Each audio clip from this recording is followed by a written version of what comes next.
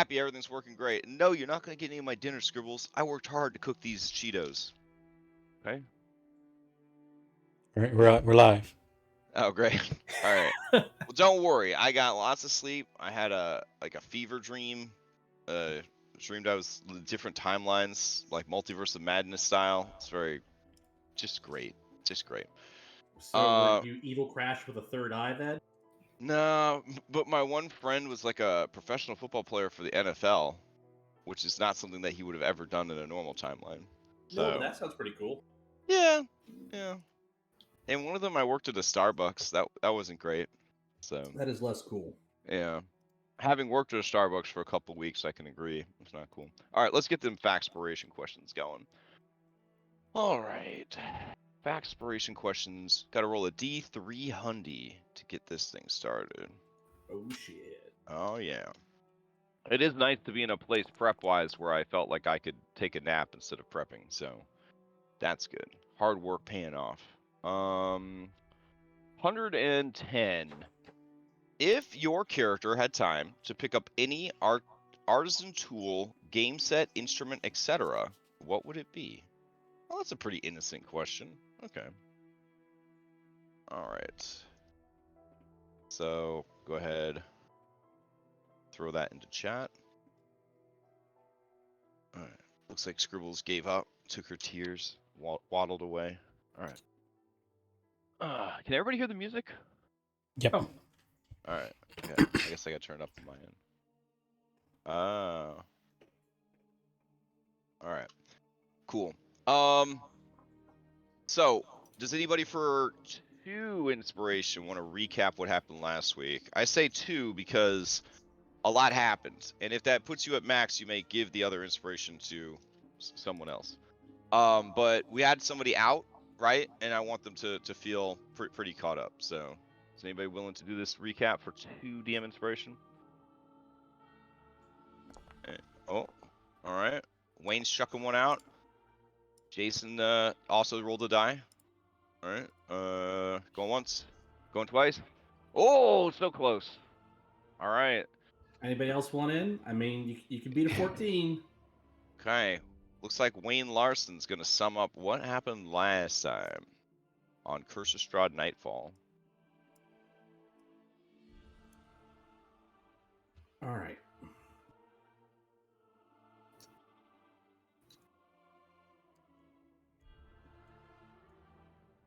So, previously, on Curse of Strahd Nightfall, we came up to the gate, and we were told, halt, go no further. We were informed that maybe if you have something to trade, you'll be let in, or if you've been invited by the Baron, aka the Burgomaster, aka the Mayor, you can get in. But otherwise, hit the bricks. I suggest to Eastmark that maybe we should say, oh, we forgot to pay the gate tax, aka try and bribe our way in.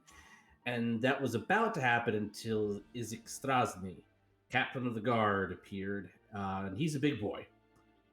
He doesn't have a normal left arm anymore. It's been replaced by an enormous red-scaled, superheated demon arm? Dragon arm? We don't know, but it catches shit on fire, and we found out later that he can chuck fucking fireballs with that shit. Or at least that's what the toy maker said.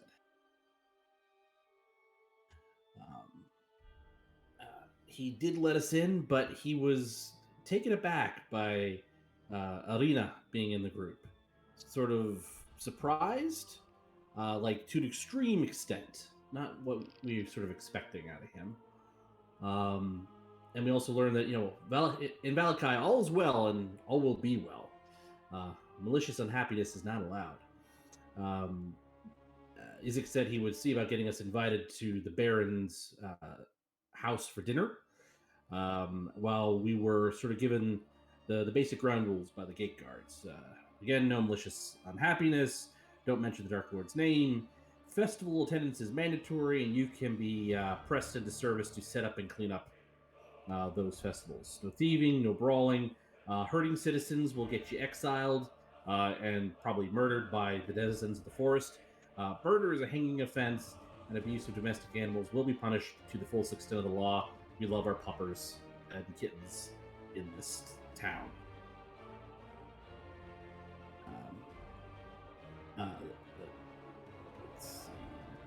There's only one inn left in the city.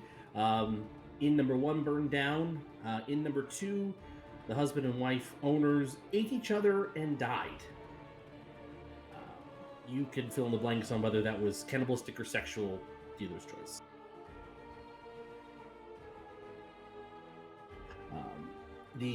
Of the surviving inn, the Taverness Danica is a real looker, and hubby is the jealous type. And we also learned from the guards that the previous festival was disrupted by a riot. Many people were upset by the theme, the success of the town over killing wolves in the area, and so that may lead to other opportunities. As we head further into town to see about the bites that others suffered, Anne stops by the blacksmith and is redirected to the toy makers for her leg being adjusted. When we get to St. Andrew's Church, am I saying that right, Crash? Andrew? Yeah, that sounds right. We meet the priest, his ward / son Milovash, Robin, Ann, and Parple get checked out, and we'll have to see how that goes long term. Eastmark, Jason, and Leo, they go to the inn, Securus Rooms, where they meet Ez and other members of the town. Some that have been, brought here by the mist. Others are, originally from Barovia, and their son, the innkeeper's son, Bram Markov. He is always on his grind set, from the way we can tell from this guy. Wayne and Irina and Henry go to Blinsky's toy shop. There's a sign above the door that says, "If it's no fun, it's no Blinsky." And the guy looks like if Jack Black worked for Tim Burton in a film. It's like that level of craziness and jocularity with just the macabre sensibilities. And we discover that Blinsky has been hired by Isnek to make dolls of Irina. Somehow, Isnek has become obsessed with her. He has drawn many sketches of her, and we don't know how he has seen her, but maybe she appeared in a vision. Maybe he's been stalking her. We don't know. But he, again, is very protective of his drawings, his dolls, all those things that the Blinsky's made, and messing with them will be really bad.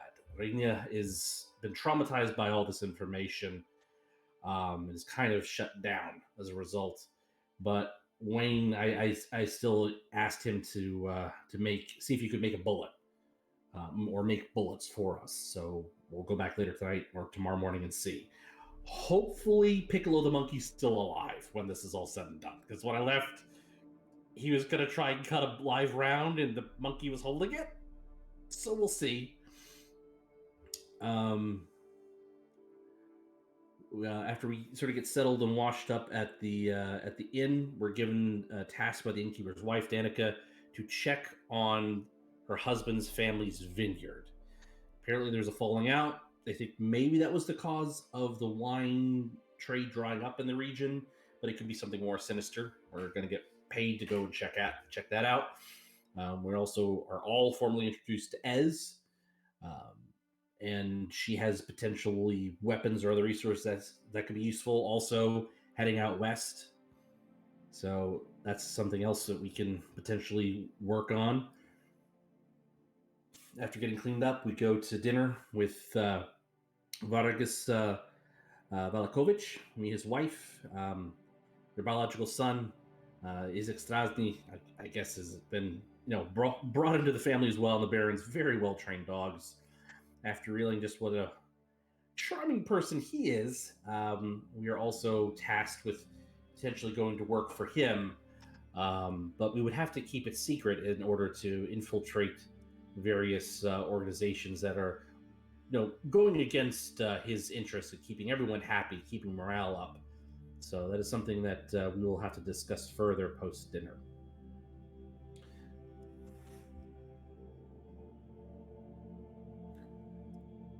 And yeah, that's what I got notes wise. That was very well done. All right. Go ahead and take DM inspiration. Hey, I didn't eat chips with the mic on, did I? Nope, No. we did not hear you crunching. Sweet. Okay, great. All right. Cool. So, with your inspiration, does anybody want to get a fact inspiration, a bardic inspiration that will last this whole session? You just got to roll that die into chat, answer the simple question. Yeah.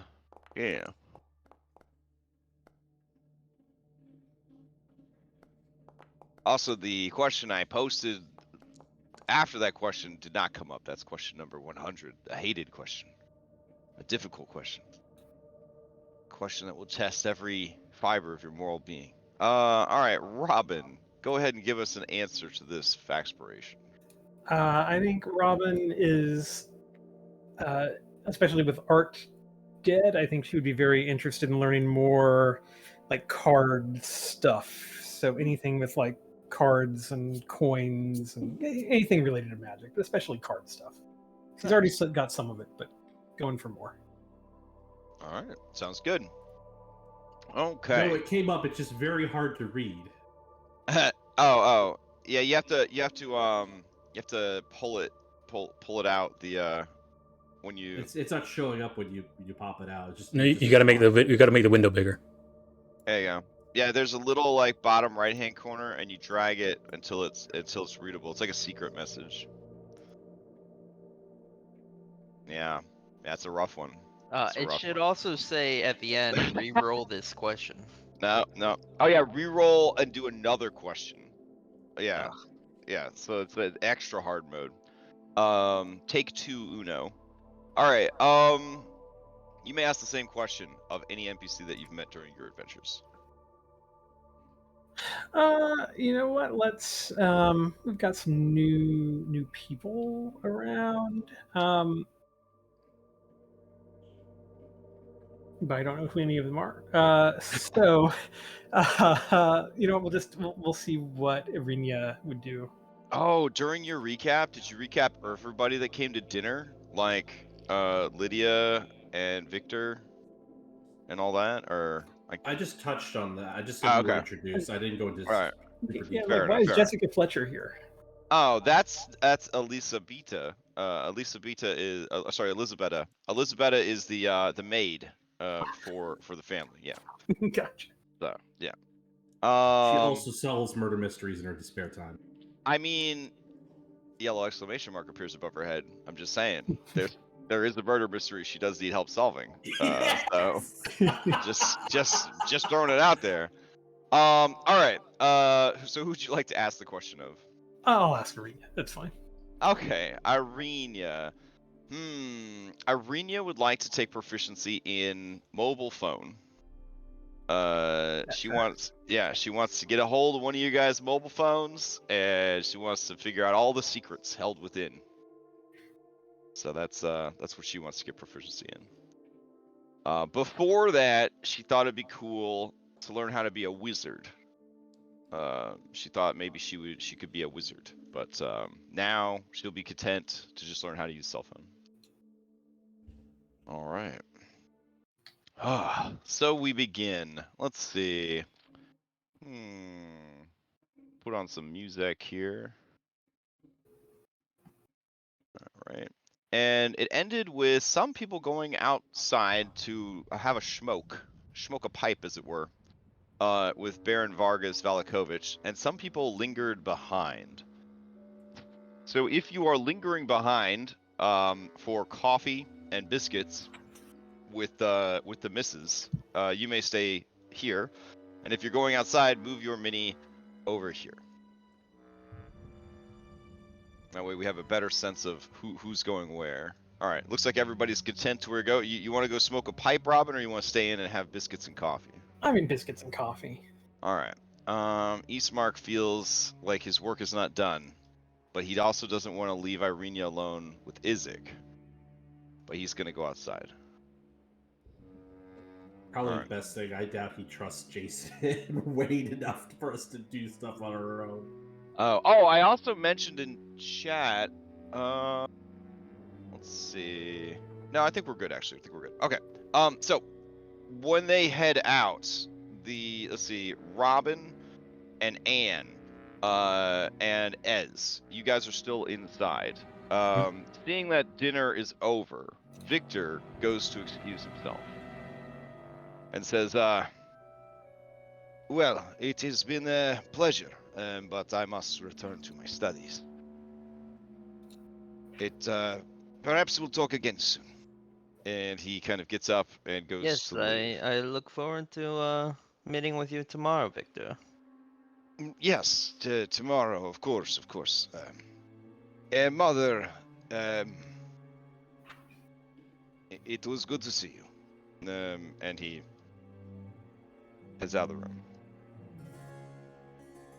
Okay. She watches him go, and there's a look of consternation, love, and concern on her face, sort of like her character art. She lets out a weary sigh. Okay. She looks over at Isaac and says,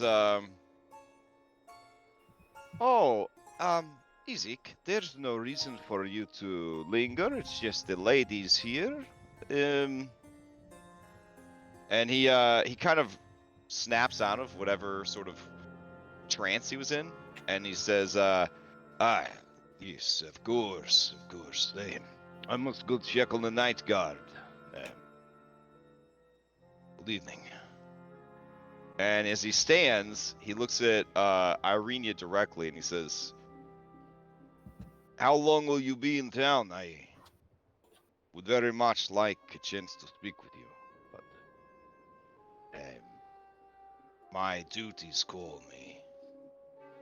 And she just looks really uncomfortable, and she says, I will be, I don't know yet."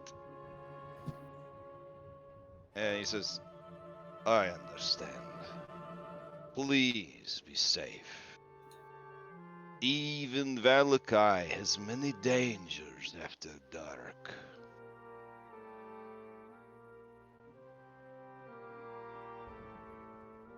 And you hear his massive footsteps kind of recede away towards the front door. Lydia sighs again and says, "Neither of my boys will ever find a bride. I will have no grandchildren. I suppose it is good I started the orphanage. Then I can at least go and visit the small ones."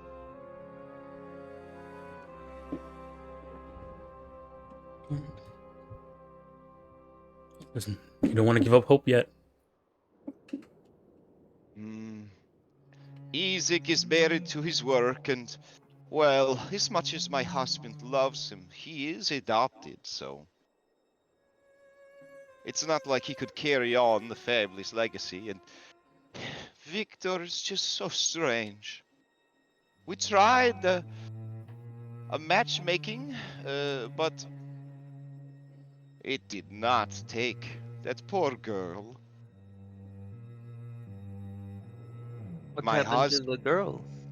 Well, she kind of looks towards the door, nervously.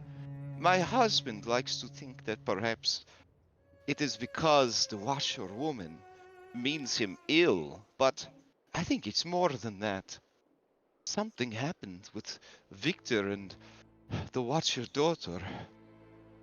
She hasn't been seen in public ever since they were left alone together, and Victor refuses to speak about it. Can I insight her to see if she's telling us the whole truth? Yeah.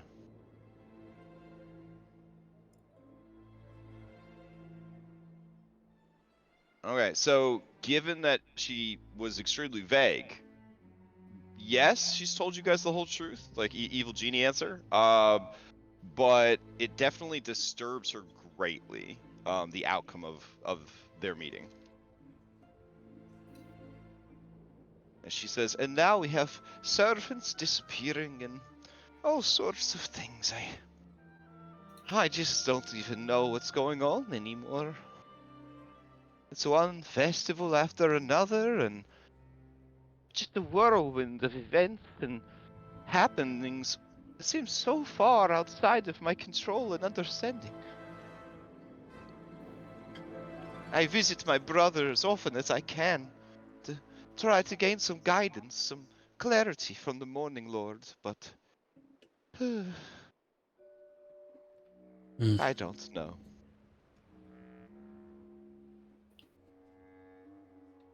And then she kind of turns her attention to Irenia. You seem very distracted, dear. Was it Victor? Did he make a good impression on you? And she says, "Oh, he was very interesting. I'm just not feeling very good. It was a dangerous travel, and I think I may have gotten a bit sick on the road." Oh, and she says, "Oh, well, you're going to need plenty of rest. I'll have the staff send some leftovers with you, and some soup as well. That way you have something. That way you have something to help nurse you back to health. We won't want anything happening to the Rose of the Valley." And she just nods in acquiescence. Does anybody got anything for the It Burgomaster's seems wife? soon there won't be a valley full of rules. Without your husband helping them out, they're likely to all die out.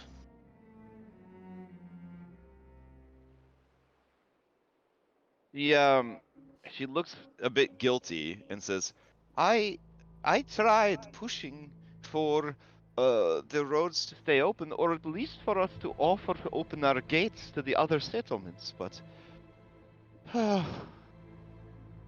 Vargas, he has ideas, big ideas. They are bigger than a fool like me could understand. I am sorry for what is happening to your village, but there is nothing I can do for you. Perhaps if you help my husband, he will offer to open the gates to the villagers of the valley, and they can come here, where all is well. And Irenia nods slowly.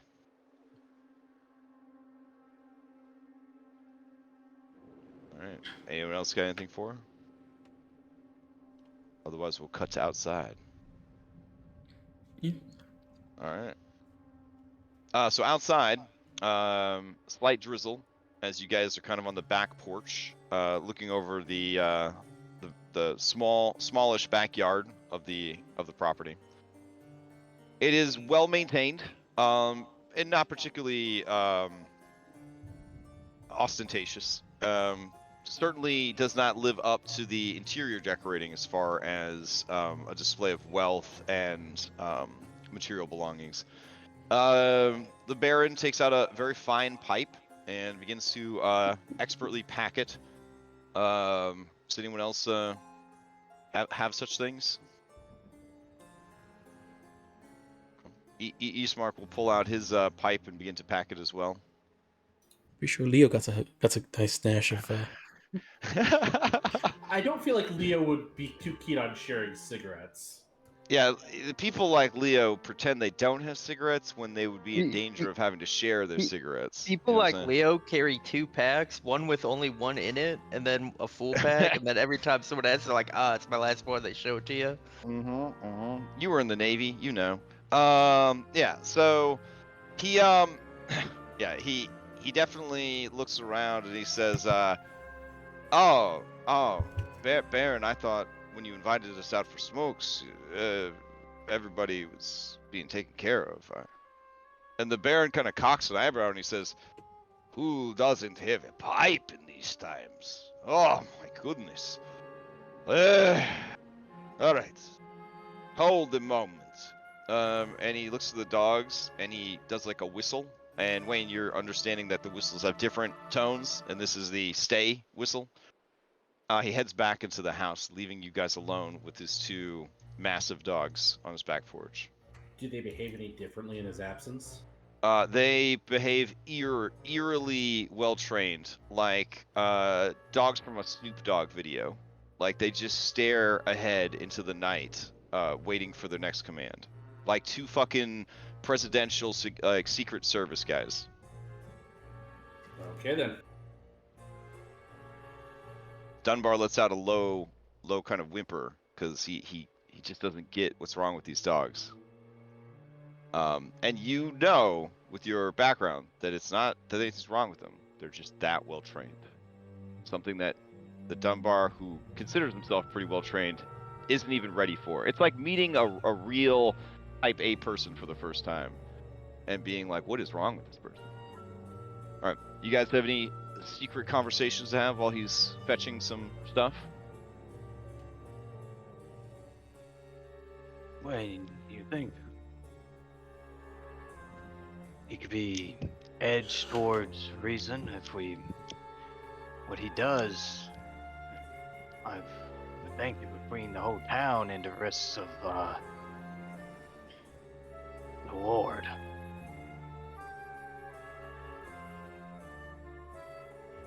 I don't think that's the sort of man you can reason with. Kind of look over to Ismark. Didn't the town do something similar to this before, and the Dark Lord wiped it away? Well, there are many towns throughout history that have drawn the Dark Lord's wrath, but not for a reason such as this. It just sounds... It kind of just sounds like a silly waste of time, if you ask me, but...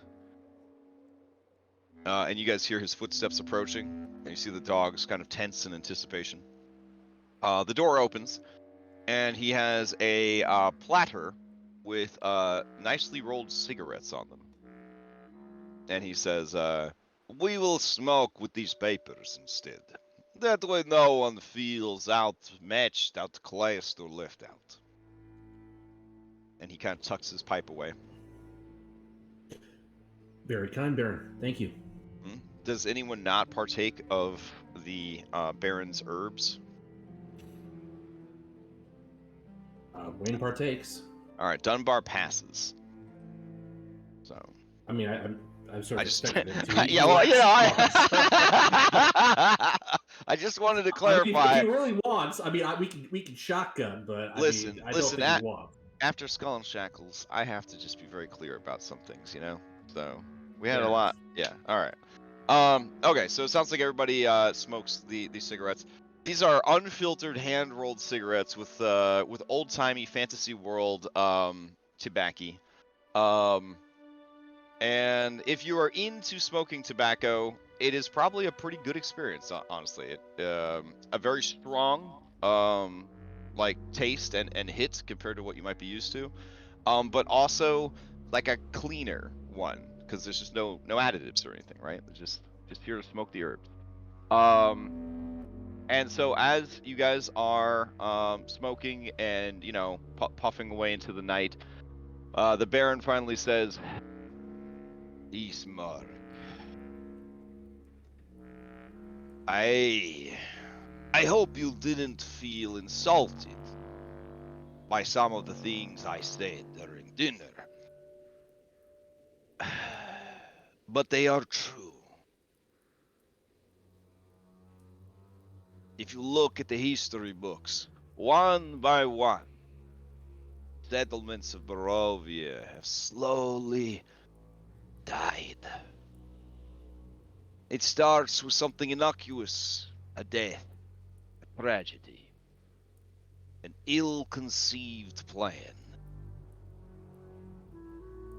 But it slowly builds, one misfortune, one unhappiness, into the next, rolling like a bit of snow down the mountain, till it is an avalanche. There is not much time left for the village of Barovia. You came here to me at your father's behest, but I will send you home to him at my behest. Tell him to swallow his pride. Pack up his things and bring his people here. I am willing to make this offer to you. And all I ask in exchange is that you and your allies do a bit of investigating into the Washer woman and her affairs while you're here in town, that I might be better equipped to deal with her machinations moving forward. You do this for me, and you leave here with a golden ticket. Huh? People from the village of Barovia will find a home here. There are lands to work, there are homes to buy, there are even common areas we have converted into halfway houses. It is not like we will be here much longer anyways. And I don't want them to miss out. And I don't want your father to miss out. I do not want to think of him left here in this dark place, alone, slowly succumbing to the darkness. He is a bright light, just like your mother was. And the bright lights, they shine for others to see in the dark, you know? But they are the first to be attacked by the monsters, because they are the first to be seen.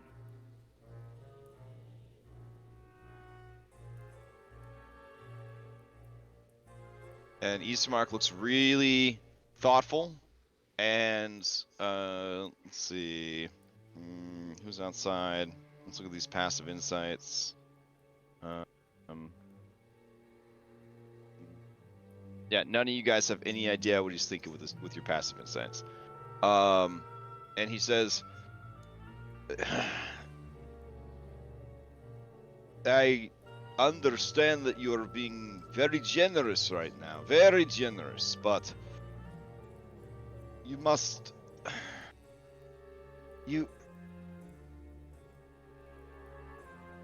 I will return to my father, and I will even help you with this washerwoman. But I can tell you that when I return again, second time, it will be with my father, and he will want to speak with you. Whether or not others come from the village, I don't know. But if I am earning an invitation, I am sure my father would want to take it and speak with you directly, to know your mind, to see your face, to hear your words himself.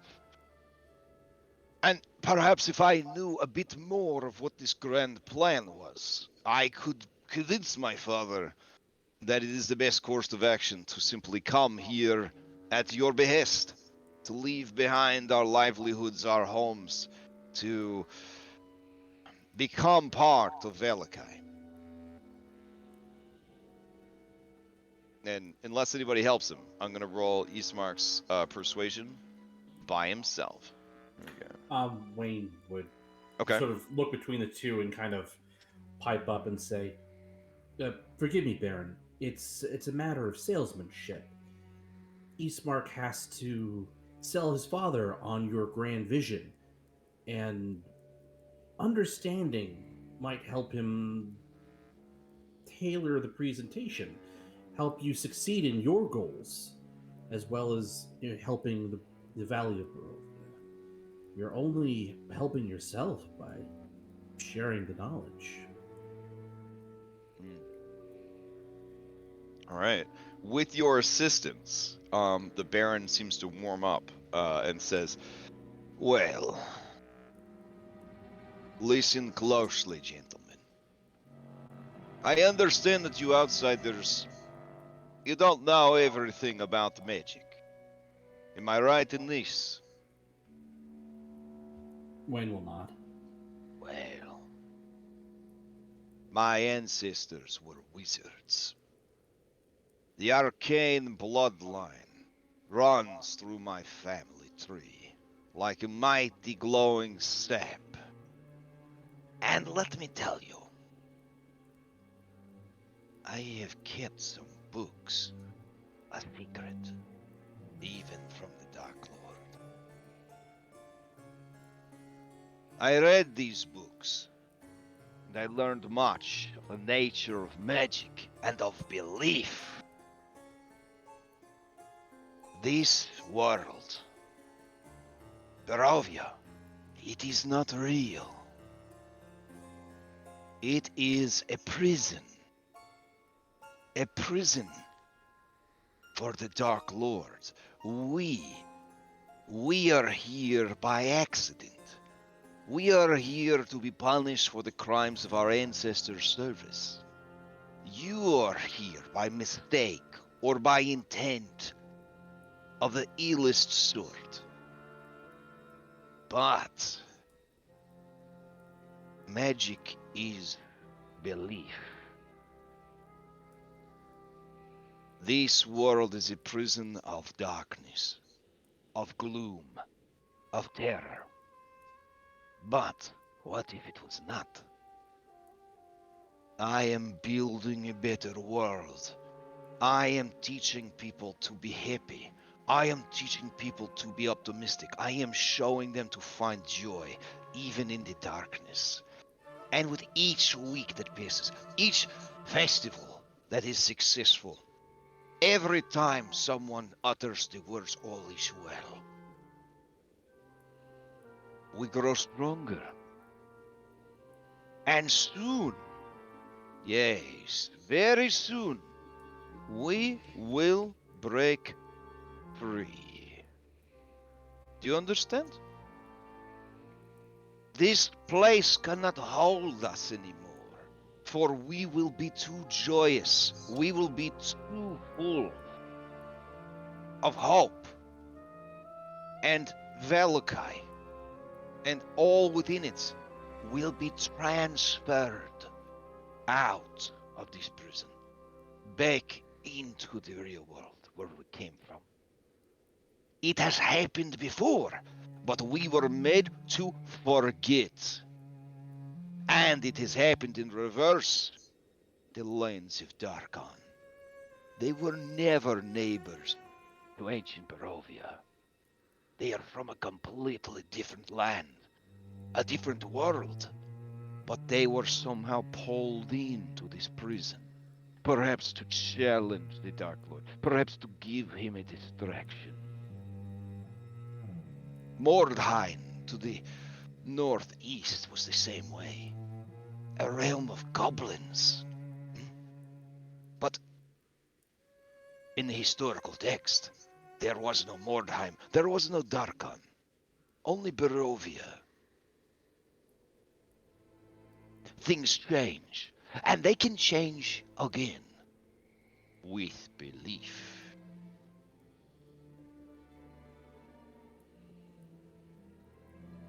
And he takes a long drag on his cigarette.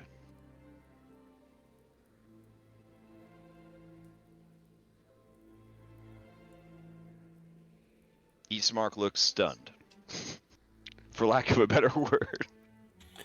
With Spark looking stunned, can Wayne tell if it's stunned as in just he's had a major truth dropped on him, or stunned at this guy's fucking nuts? He's completely lost it. You can give me an insight check. Okay.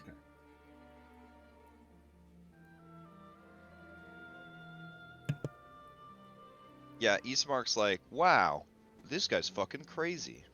Okay then.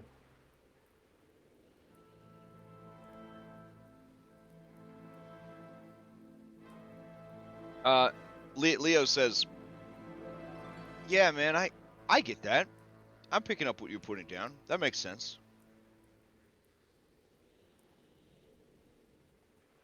And I've heard that belief is power.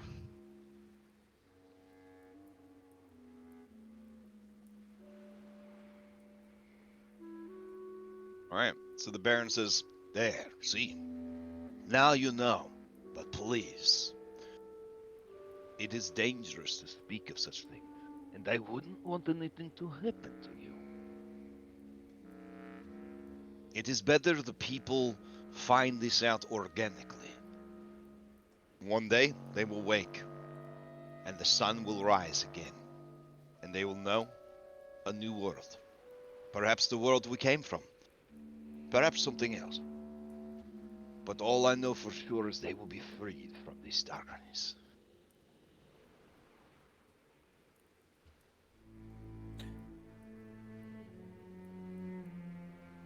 At the risk of being overly bold, Baron, Mm-hmm. is there a way to put what you want to occur organically in the front of select individuals so that process can begin? Obviously, we wouldn't want anyone finding out of the knowledge you possess prematurely, but is there a way to plant seeds, if you will? That's what I've been doing with these festivals, with the slogans, with the posters, the parades. That's what I've been doing by keeping out the undesirables. Huh? These Vistani, they are the servants of the devil. If they caught wind of what we were planning to do, surely they would do everything in their power to stop us. And yes, sacrifices had to be made. The laborers, the fishers, the farmers. They cannot know, and therefore I must keep them from entering the town, and keep our people from leaving. I cannot risk the delicate ecosystem I am creating. I have taken a huge risk by letting you in, only because of the love and respect I had for your father and your mother. Did I even deign to hear you? And because Isaac seems very, very impressed with you.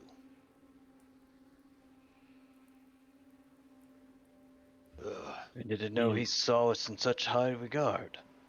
Yeah. Of course, he spoke animatedly of both of you. Had many questions about Ismark and Arinia. He does not remember meeting either of you. That is because he has, for whatever reason, never been in the same place as the two of you. When you came to visit as children, and then a bit later on, he was away, learning to fish, learning to hunt, training with tutors. He is an exceptional boy who has been through much. He bears that terrible arm with such dignity. I wish that some of his toughness, some of his ambition would rub off on the Victor. He's a soft boy. Was he in what type of accident was he in that mangled his arm as such? Isaac said that when he was young, he was traveling with his family along the roads. They were beset by bandits. The wagon caught on fire, and he tried to save his family who was in the wagon. He was terribly burned. Shot many times and left for dead. When he woke, the arm had been burned away. He was riddled with scars, his jaw was broken. Apparently, he made his way here to Vallakovich and he lived on the street. An urchin. He had to be tough to survive. And that's when you took him in? Well, I started to hear reports of a young urchin bullying the other children and the guards. You could imagine my surprise to find such a massive child with a deformity such as that arm. But I looked into his eyes and I saw that fiery determination staring back at me like looking in a mirror.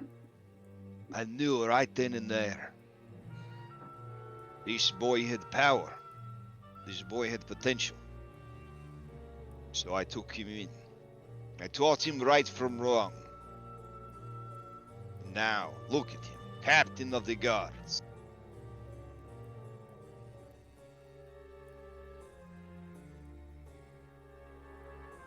Then there's Victor. He's done nothing. Can't even spend the quiet afternoon with a possible suitor without screwing it up.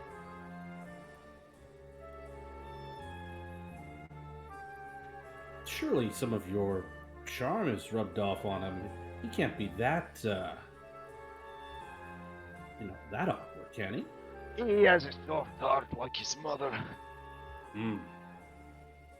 He cares too much about other people, helping other people.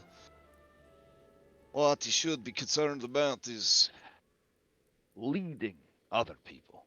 Well, now, that's not his way. And all he ever wants to do is read his books. He has spent all of his money on them.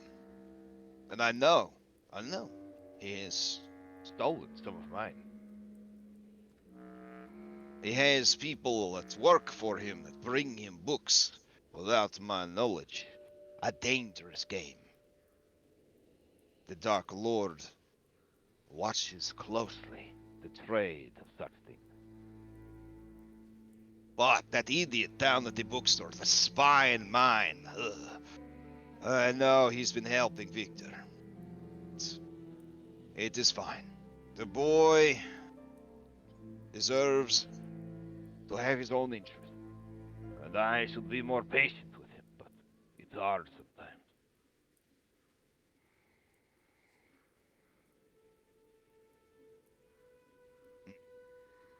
Well, it sounds like you've agreed to help me, Ismark. I appreciate that. The servants who went missing, they disappeared right out from under our noses in the house.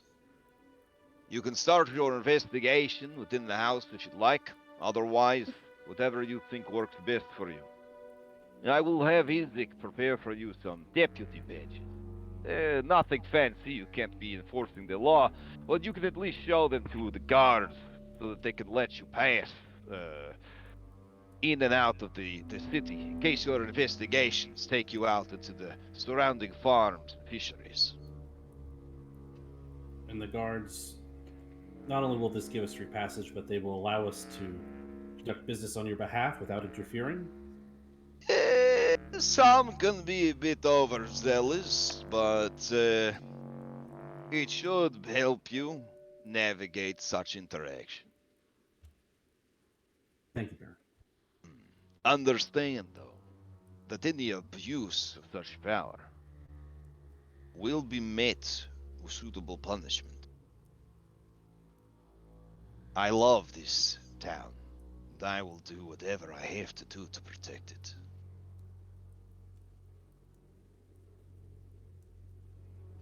It is clear that you have great passion for the people and for what this town could be, and that is to be admired.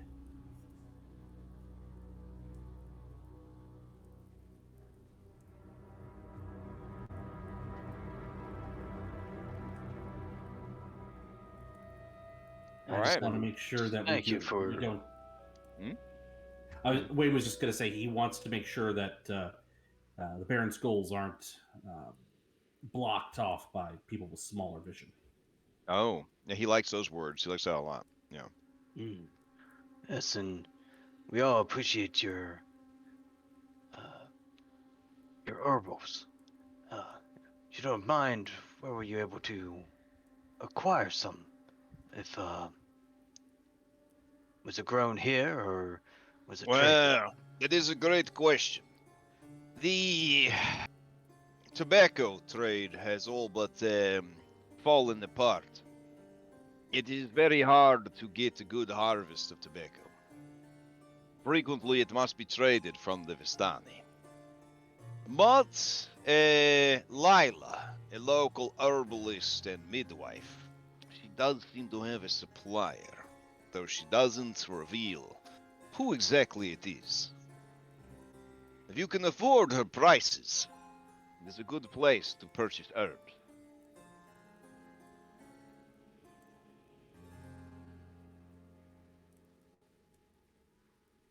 Thank you for the knowledge. We'll keep that in mind.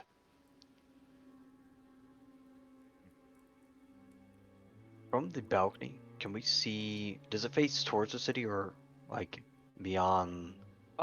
His home is located kind of in the middle of the town. Here, I'll take you over to the map of the town so you can get a better sense.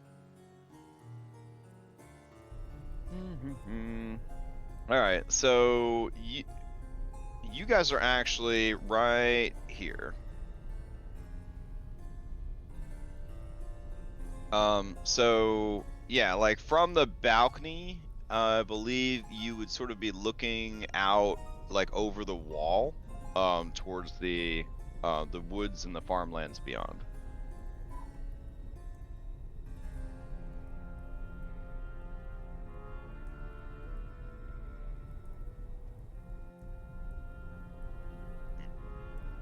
All right. Does anyone else have anything for the Baron?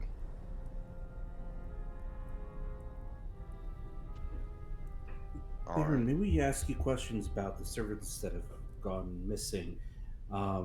Or is there someone else in the household that we should begin inquiries with as far as like a head of household? You should speak with Elizabeth. She was in charge of the servants. She would know more about it. I am a Very good. very busy man. Do not make it a point to keep track of all my servants. I probably couldn't even tell you all their names. Fair enough. A silly question for me to ask. No. There are some who are good with that sort of thing. But for me, I have other things I put my energy and effort into. Well, if you would like to speak with her, it's not too late in the evening. I'm sure she could make time. She is concerned about their whereabouts after all. Me, I think I will take my dogs for a walk. Well, enjoy your walk, sir. Yep, and he whistles for them, and he starts to head out, and he says, "Oh, yeah, almost forgot." And he takes the silver plate back inside, and he comes out with what looks like some like small like hemp bags, and he says, "They have to keep the town clean." And then he heads out with his dogs.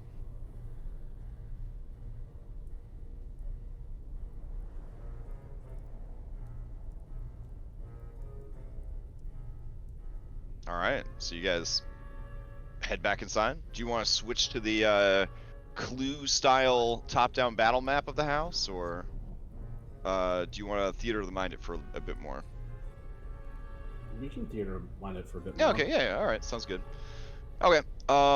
So I would assume that everyone's conversations would sort of end.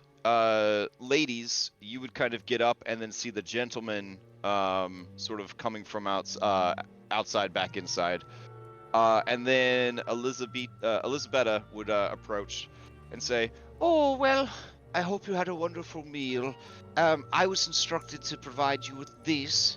And she hands Irenia essentially a bag full of like food and leftovers and things like that. She says, Dear, you must make sure to rest yourself. These are trying times, and the weather does no good for anyone's constitution. and Irenia takes it. She smiles and says, "Thank you. I will definitely do that.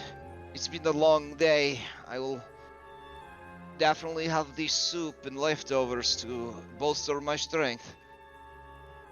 And you can see her eyeballing the door, like, to escape. It would be divine, alas. So, what do you guys do?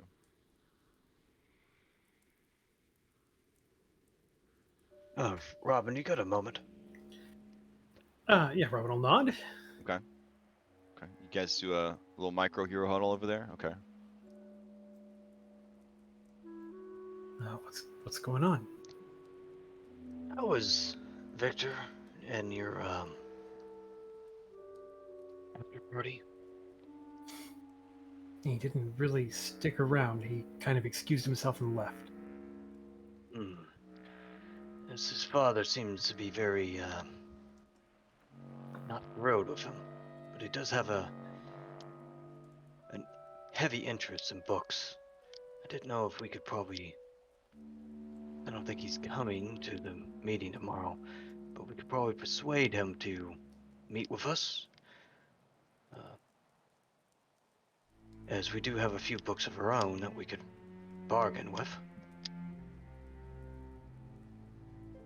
Yeah, Robin will nod.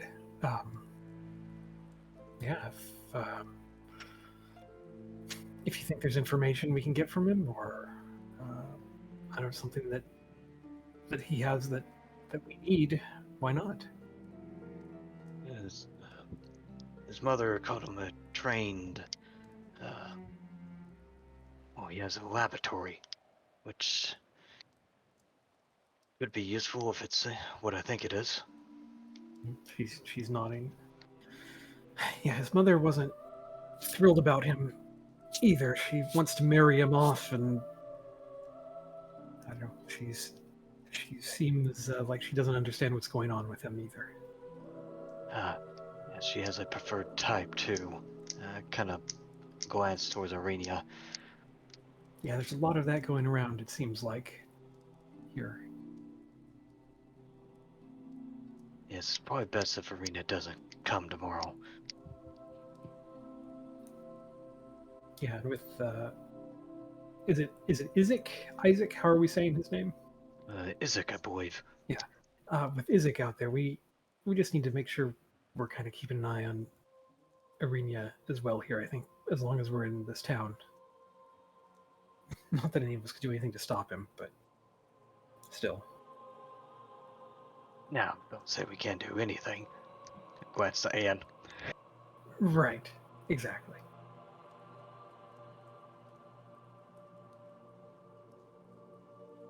Well, the Baron asked us to look into his servants missing. I want to take a look around with Wayne. If you want to see if you can learn anything from Elizabeth, possibly.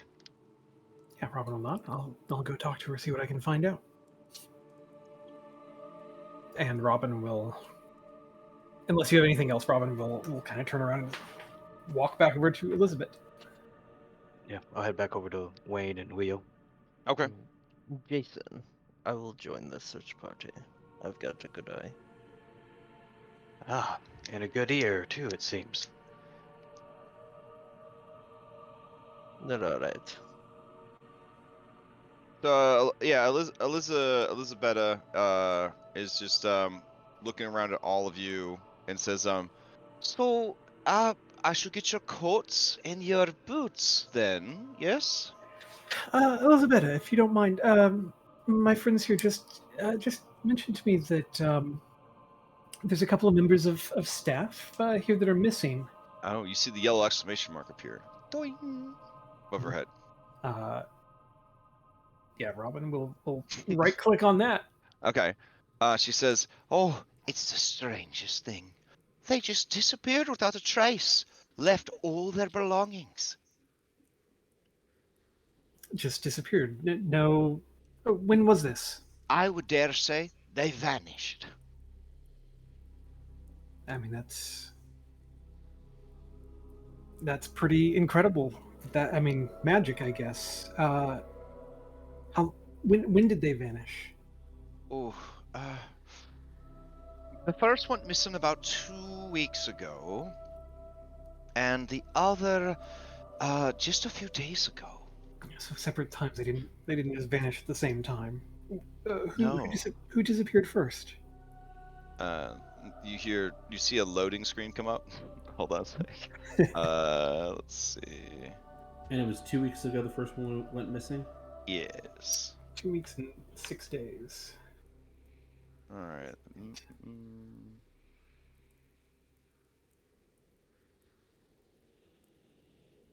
Oh, okay, got it. So the Baroness's lady in waiting is the most recent to disappear, and the first to disappear was the household's butler. Did Yeah.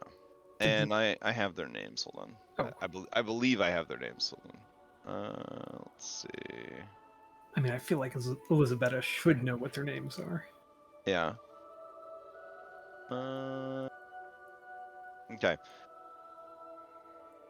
But do I, with the 500 NPCs in the campaign? That's the real question.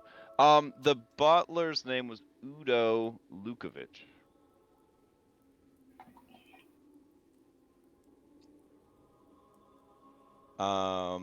And the Baroness's lady in waiting was named Deanna. You said the butler was Ludo Lukovich. Did I hear that right?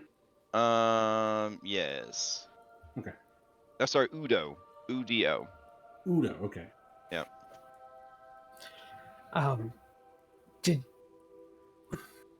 Did Diana, before she disappeared, did she seem to know anything about Udo's disappearance?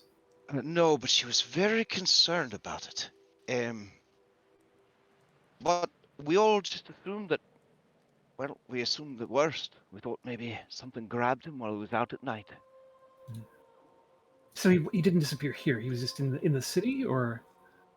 Oh, well, we're not sure if he disappeared running errands or he just disappeared. Well, that's part of the mystery, you see, so we don't actually know. And Diana, how did she disappear? When did she disappear? What were the circumstances, I guess is what I'm asking, surrounding her disappearance? Oh. Hold on a second. That Udo Lukovich is not the name of the butler. I'm sorry, guys. There's a lot of NPCs, and I'm trying my best to kind of sort them all out here.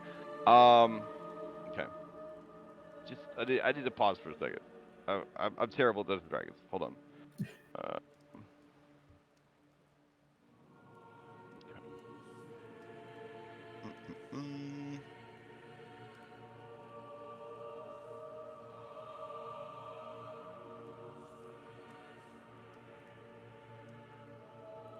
Okay, sorry. The butler's name was Cosmin. So I'll put that in the chat as well. All right. So Diana and Cosmin are the two that went missing. All right. So kind of rewinding off of that.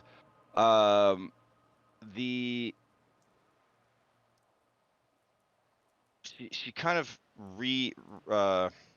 man, I'm so off my game. I'm sorry. I still getting over being sick this week. The first disappearance was 2 weeks ago. The butler was the member of the household who would run the errands in town.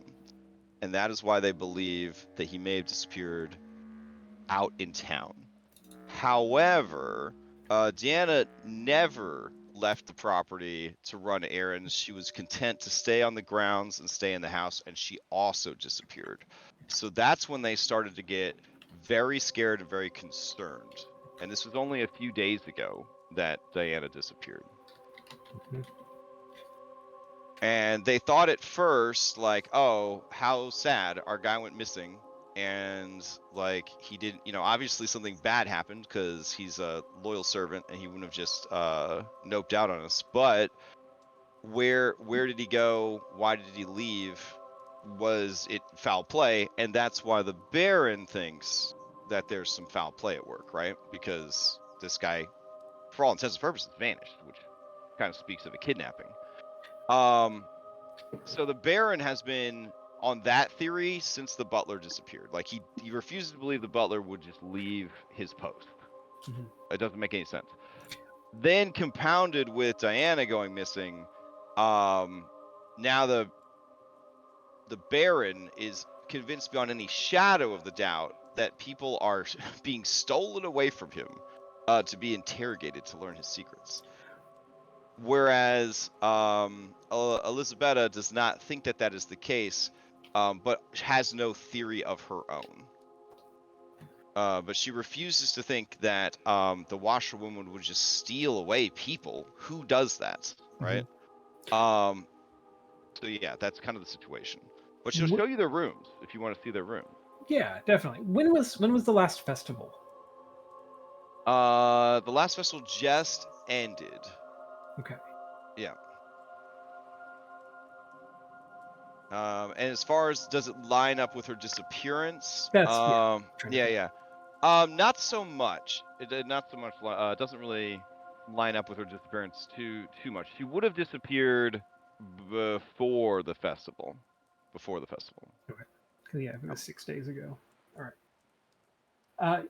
Oh no! If the festival was 6 days ago and she disappeared like 3 days ago, then it would have been after the festival. Yeah. Okay. And then the butler would have disappeared before the festival, but after the last festival. Correct. Yeah. Yeah. Okay.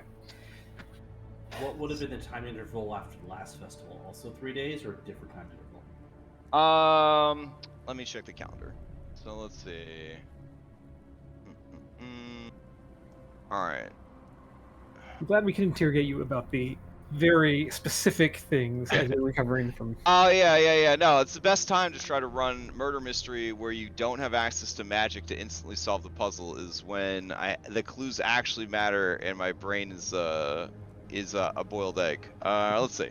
So the last festival would have been the 18th, which is 1, 2, 3, 4, 5 days ago, and that would have been the Wolf's Head Jamboree or whatever the hell they were calling it. So, as they're like, right. are you guys having this conversation like out in the open by the dining room table? Yeah. If anybody wants to chime in, like, I don't feel like Robin's being particularly secretive. All right. So then the festival before that would have been the 4th of August, and I believe that one was the March of Flowers. Okay. Then as you guys were talking, Anne will pop up and just say, who's the last people to see them? Oh, well, I mean, it's a small house, and we all sort of see each other coming and going, but that's the thing, we're all so busy all the time, getting ready for the next festival, putting away things from the old festival. It's hard to really say. Alright, so I'll mark on your calendar as well when Diana went missing.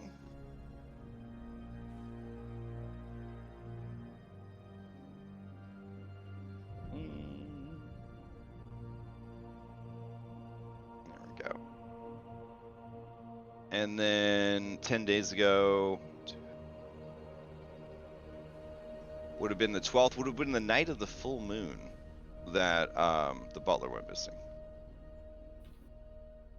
Which, implications. Mm-hmm.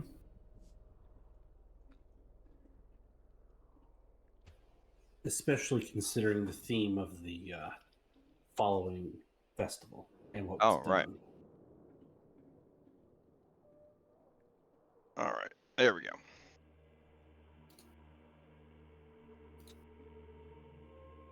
Yeah, sorry, there's a lot that happens in this house, so I have like all these NPCs just like invisibly stacked in the house, and I was like trying to parse out who was who. But that kind of puts us back in a better situation. All right, so you guys would probably be in the entry hall, the foyer, where all the bundles of sticks are and things like that. And she was going to get your coats, and then you start asking her about the stuff. She says the servants' quarters is down the hall towards the kitchen, the second door on your right, whereas the dining room you were just in is the first door on the left. So if you guys wanted to, she'll lead you down to their room, kind of show you what was going on with that. Yeah, if we could take a few minutes too, that would be great. Sure. All right. This music's just making it scarier. You want to go down to the servants' room? So let's see. She's gonna lead you there. Let's see. Are there other servants besides her? Like, is this a lot of servants, or is she like the only one left? That is another great question. So, in the servants' room, it is described as there are 4 simple beds and an equal number of plain wooden trunks.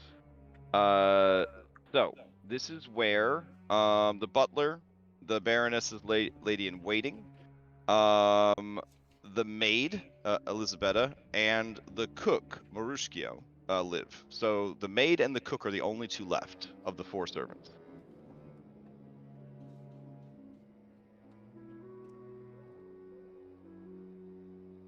And as you check out the room, it is clean and rather spacious. I mean, 4 people have to share it, so maybe not. But the room is about 30 or 20 feet by 25 feet, and there's 4 beds, and each bed has a nightstand, and each bed has a little personal foot locker or trunk at the base, and then for all their belongings, their worldly belongings, and then they have a table where they could dine and work on stuff and play games and that sort of thing. And they have one nice window, and it looks out at the back of another house, basically. It looks out over the fence at the back of another house. Everything in the room, again, is simple, is clean, is well maintained. And the 2 beds, she indicates, that belong to the 2 missing servants the beds are perfectly made, tucked, pillows in place. Looks like a hotel waiting for visitors. Are you worried at all that you might go missing next, or Mauricio? She makes a relieved sort of sigh, and also looks like she's trying not to cry, and she says, "Hi, yes, I've talked to Barushkio about it, but he doesn't want to talk about it. He's very, very upset. I can tell he's very scared that one of us might be next. He thinks that perhaps the Baron has drawn the ire of the Dark Lord with whatever he's been planning. And maybe we're being taken away as punishment." And what was the general mood or impression you'd got from Cosmin and Diana before they disappeared? Oh, just working hard and trying their best. They know they've got, as far as servant jobs go, 2 of the best positions in all of Barovia. I mean, Vallakovich is the seat of power and culture in the land, and the Baron is the ruler of Vallakovich, so you can't really get much higher than this unless you were working at Castle Ravenloft. Robin would like to kind of insight that and just make sure she's telling us the truth and Yeah. not hiding anything. Oh, yeah, sure. All right.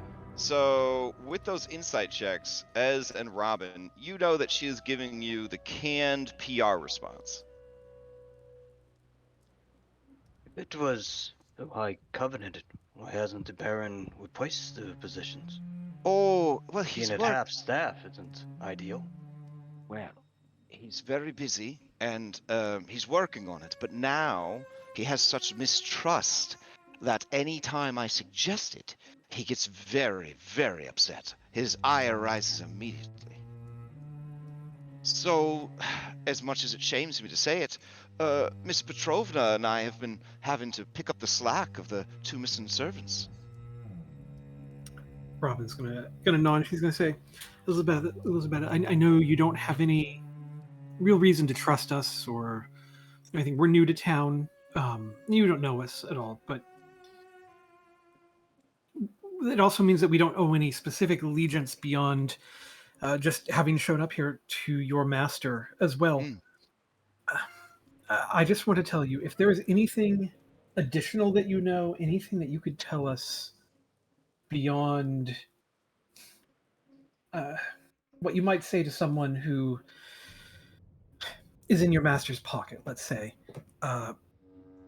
Anything that could help us with this investigation. If there's anything that you saw that was out of the ordinary, anything that you know that maybe you don't want to say just because it could get you into trouble, I can promise that I'm probably about the safest person that you could tell right now. Give me on And persuade. Oh. I guess assisting in this. Yeah. The Baron has hired us to be assistant deputies for this. Right. Oh, all right. All right. So give me a persuasion. Oh, all right. I don't feel so good spilling all the tea, but I'll do it anyways. So, Cosman, he's an old dodger. He's been with the family since he was a child, and he comes from a long line of servants. No surname. The Morning Lord knows that people of our caste can't afford such things. He's always been a faithful servant of the house, and he was there basically helping the Baron grow up. He was an older man and getting on in his years. I imagine perhaps maybe he had a heart attack while he was out and about, and just no one's found the body yet. That was my first theory. But it was when Diana went missing. That's when I started to panic. Now, she's always had a thing for young Victor. She's a bit older than him, but I know she fancies him. And not just because she thinks it might be a chance to marry out of the servant class and into some status, but also she would dote on him and talk about what a kind soul he had and what a curious nature. I've asked him if he's seen her, but he just slams his door in my face and refuses to talk to me. I'll be honest, the boy is no good with the ladies. What happened to that poor Stella? Oof. It's terrible for me to speak of. That is the washwoman's. That's the daughter. washer. Yes, the washer girl.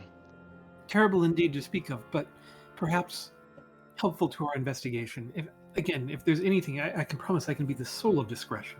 Oh, she looks like she's gonna barf. She's feeling so much anxiety right now. You may attempt another persuasion. Okay. She goes, I can't talk about it, but suffice to say, that girl, whatever happened between them, she's never gonna be the same. And she just looks so pale and upset. I'm so sorry. I don't mean to push this. Is there someone else we should be talking to about Well, her? I mean, if the master has asked you to mount an investigation, well, I think that perhaps maybe you should talk to Victor. We would love to. But maybe don't tell him it was my idea. Of course not. Could Do you you know where his Victor room? and Stella were meeting? Did they meet here at the house? They did. They met in the lounge. Ah, Would it be possible either to go to his room or to summon him Certainly. to speak? Mm, Whichever would be more proper. I'll be honest. It's a miracle of the Morning Lord that he even came down for dinner. He really only listens to Isaac, and only because I think Isaac roughs him up sometimes. Well, why don't we finish looking up or looking around here, and if we think of any more questions, we'll ask those. All right. And then maybe we can go speak with Victor. If you are looking for him, he's moved his room up to the attic. was that a recent move? In the past year or so. Is the attic? I It's mean, It's upstairs, sweetie. no. Is it an improvement over his old room? No, it's certainly a downgrade. Mm-hmm. All right. Well, let's look around here for a moment, and if anybody else has any questions, well, let's just look around and see what we can find. Of course. Yes, I And wouldn't mind looking in on the lounge. Yeah, so I'm going to say it's about 8:20 at night at this point, because you guys have a dinner, you smoke cigarettes, you had tea and biscuits. All right, so where do you guys want to go now in this Clue-style murder mystery? I do have a question about biscuits. Are these European biscuits or these Southern biscuits? Alas, they are European biscuits. The What do you mean, alas? Uh, As long as they're not, just English biscuits, which are a little dry, unless you get the. I mean, it means they're cookies. they're very dry. They're digestives, is what you're saying. Oh Yeah. God! You dip them in the coffee. They're not that bad. Now, don't get me wrong. Mixed in with the biscuits are, and they are dry. It's like a dry shortbread kind of. So like they're good, but they are dry. You definitely want to dip it in the tea or have the tea or coffee to wash them down with. And I mean, Marushkio, I don't want to slight any of Marushkio's work. Okay, so he did try to like cut the dryness with a little bit of like a jelly filling. You know what I'm saying? So like, but they have Jammy Dodger. yeah. Those look delicious. Yeah, that's a much. All right. Sorry, growing up in Europe with American taste buds, it was an interesting time as a child. So yeah, like, all right. I was like, why are these cookies so weird? Where's my fucking Chips Ahoy? Yeah, which are also dry cookies. So I was just a little shit. Like, don't listen to Young Crush him. All right, so. You finish. I guess you're asking Jason because you were loading your pockets up with the remaining cookies. Is that why you wanted to check on the status of these? Is anybody leaving any cookies on the tray? I would assume. Well, no, Irenia's not in the state to steal cookies, so yeah. I think Robin would have taken them for Arena. All right, then I will go ahead and I'm gonna put you guys into the clue murder mystery mode. Do you bring Elisabetta with you as like a guide for the house? I think she'd go everywhere with you except the attic. Yeah, I think anywhere she'd be willing to go. Okay. Yeah, Cool. we can ask questions. All right. This is good because knowing the layout of the house may be useful later on. And All right. is the cook who is still around? Are they available for questioning as Oh, well? of course. Yeah. He's always in the kitchen. So he served a big meal tonight. He's got to clean all that up. So, and just like the movie Clue, there's so goddamn many of you that it's hilarious watching you move from one room of the house to another. Should we pair off in twos? All right, so this is you guys in the servants' room, and then I'm really gonna Anne, don't you do it. I'm gonna have to move you guys all over the house, unless you're gonna actually move your paper dolls around. Then I could just I could just guide you. That's better. All right. Yeah. All right. Move. Crash. My exploration activity is gonna be perceiving. Oh, okay. Sounds good. I will keep track of your passives then.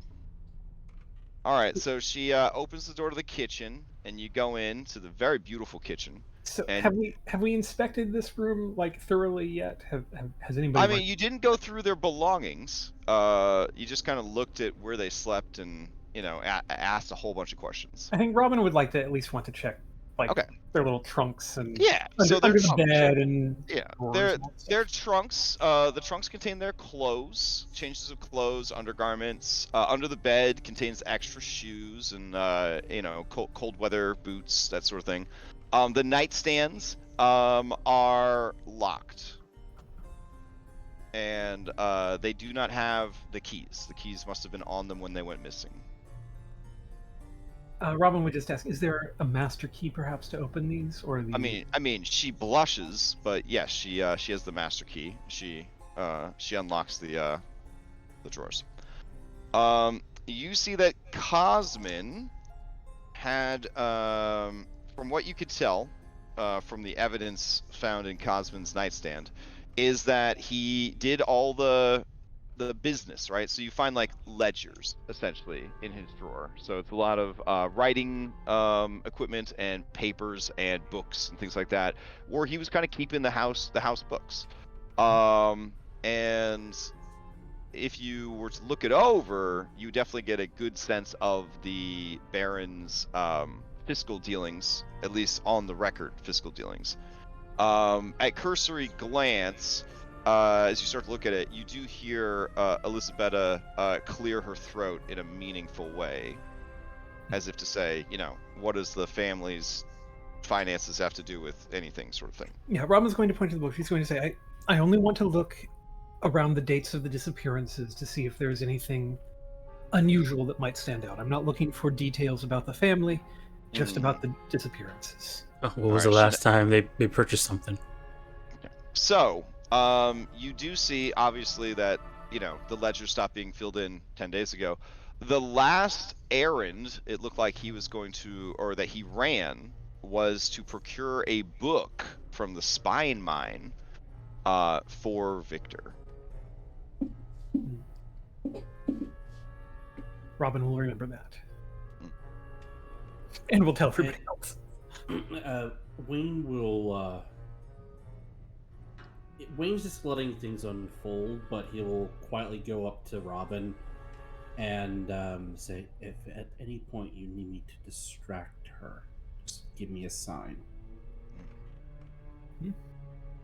So in the other drawer, you find a collection of beautifully polished stones and dried flowers. Apparently a hobby of Diana's. And there is a book. It is very much a diary. But it is obvious that the person who writes in the diary did not receive a formal education, and they're just kind of winging it. Frequently, in this sort of setting or whatnot, it was definitely a plus if your serving staff could read and write, but it wasn't necessarily that they needed to be ultra good at it. And so she probably was hired on as part of her skill set being able to read and write, but not very articulate, terrible spelling, bad handwriting, that sort of thing.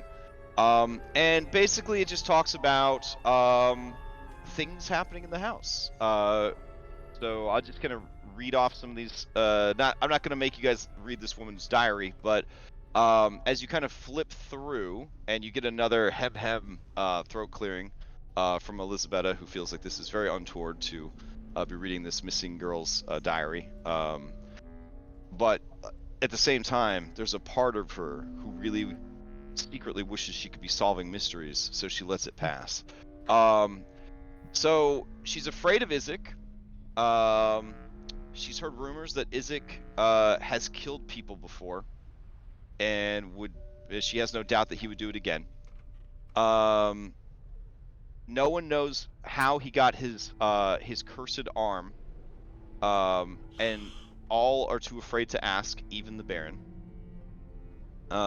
He has a collection of dolls in his room, and she's always terrified to clean his room because of how unnatural the dolls feel and how just gross it is that he has these dolls, because Diana's maybe a little basic bitch. She's kind of into, like, you know, like, guys shouldn't have a collection of dolls, especially not a big muscular dude like that. And why are all the dolls of the same?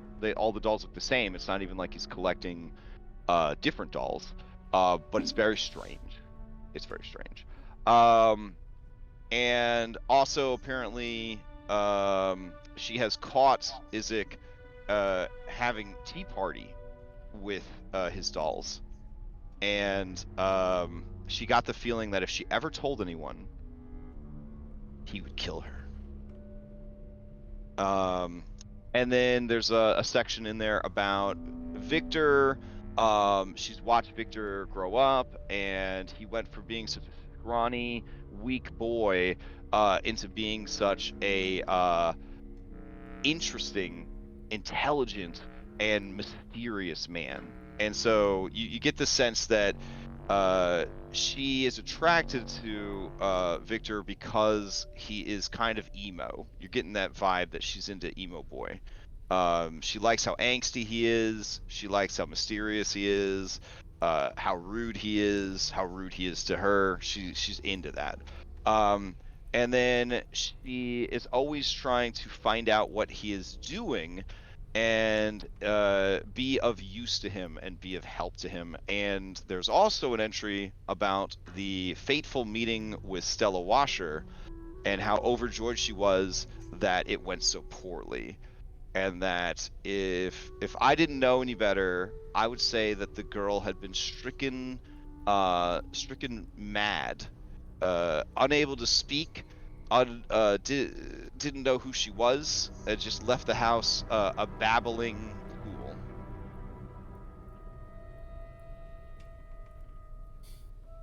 All right. Robin will make note of all of that. Yeah.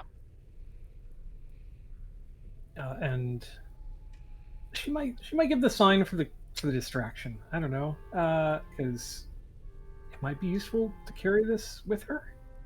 Okay. All right. Wayne and Co. You see the distraction get flashed.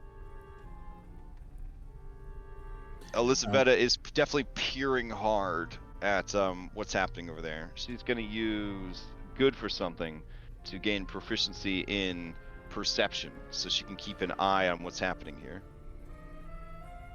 Miss Elisabetta, can I ask you a quick question? Mm-hmm. And Wayne's gonna kind of shuffle, not block line of sight, but like get into her line of sight and kind of like you're trying to misdirect her with your yourself. Misdirect and like kind of Goose Dunbar to maybe like get him to like move and maybe bump into her, and he's trying to give a look to the others as well to maybe chime in. But has the household ever been? I know from when we first came into the town, helping out with the festivals is mandatory. Has anyone from the household been asked to help out with those goings on? That might be relevant in some way, shape, or form. Help out with what going on now? The festivals.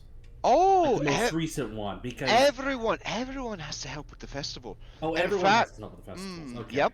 In fact, after her book club meetings, all of the ladies and gentlemen who come to the book club are encouraged to help out in preparations for whichever festival we're currently working on. Oh, the book club meetings are here. Of course.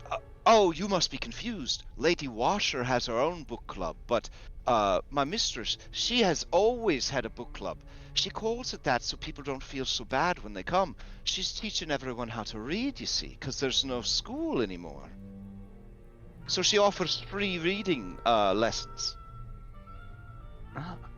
Has Victor ever helped her with her teaching? Oh, well, in a way he has. He doesn't like to be around the people, but he'll give her pointers on how to teach. He truly is an academic, that boy. It's a shame we don't have a school, or a college, perhaps. I'm sure he would have loved something like that. Certainly sounds like. Just part of the reason why I ask about the festivals is, the butler, Cosman, he went missing around the full moon, and then most recently... Oh, well... with the full moon, Marurskio's convinced that there must be some werewolves inside the walls. Not the walls of the house, mind, but the walls of Vallakovich. Right, and that's kind of what I was asking about, because the most recent festival, rightfully so, showed, dominance of the town over the local wild, like over wolves specifically. And that could, I would imagine that would upset someone who is of that sort of... And you think maybe it's a werewolf, then? I mean, anything's possible. I mean, to rule anything out would be foolish. Just, asking the questions. These are good questions. All right, so while you ever distracted and engaged, what were you trying to do, Robin? Just pocket the diary? Yeah, I think the diary is the other book still out? Was anybody else looking at it, or did she lock it away after? I would assume it was like a one at a time situation. She would have put it back in the drawer. But yeah, you could just do a sleight of hand with advantage. I'm trying to. Okay. Yeah, I'm gonna. I mean, if you want to. Yeah, I'm gonna take the diary if I can. Okay, yeah. She does not notice you pocket it. In fact, the only one that does is Ez.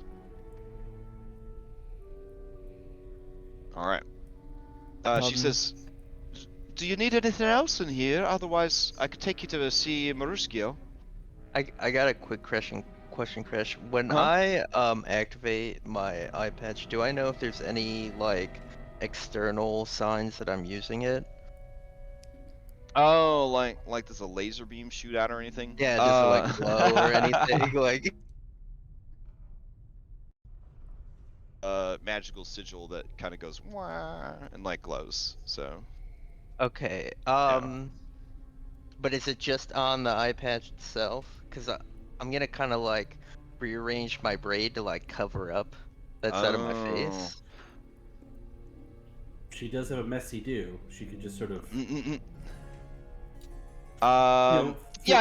apart. If you flipped your hair to the other side, yeah, you could certainly try to Alright. conceal it. Yep. Alright, I'm gonna detect magic and look Okay. into the drawer at all the items. Okay. Alas, nothing in the drawer, the flowers, the stones, or anything, sees as magical. Okay, or anything else in this room at all that pings at me? If somebody's wearing that fucking cloak, it detects as magic. The king in the north, like the black cloak from Yeah, the one that Death Chris House. had. Yeah. I That think one. it's Robin in the has it, room right? with the rest of our stuff. Oh, Unless is someone's nobody wearing it. is nobody wearing that cloak? Okay, in that case, you wouldn't see. I don't think anybody has anything else Yeah. magical on them. I don't think Robin has that cape. Yeah. I think It's alright somebody else took that. if I You just would notice take a any walk around. you would notice any healing potions. If anybody has any potions or healing potions, they would I key think as we've used magical. up all the. Okay. healing All right. potions. Then yeah, it's the well's pretty dry. The well's pretty dry. It lasts 10 minutes. Yeah. So Ez is gonna kind of just start like walking around the house and taking a look. Okay. All right. As you start to wander off, she says, "Oh, miss, did you want to go to the kitchen or the lounge?" I will take a look at the lounge while everyone else talks to the cook. I don't think all of us need to ask him questions. Jason she's- could come with me. She seems a Yes. bit torn. She I'll will give need. her, make sure, she doesn't get into any trouble. All right. Go ahead and give me a persuasion. One of you can give me a persuasion with advantage.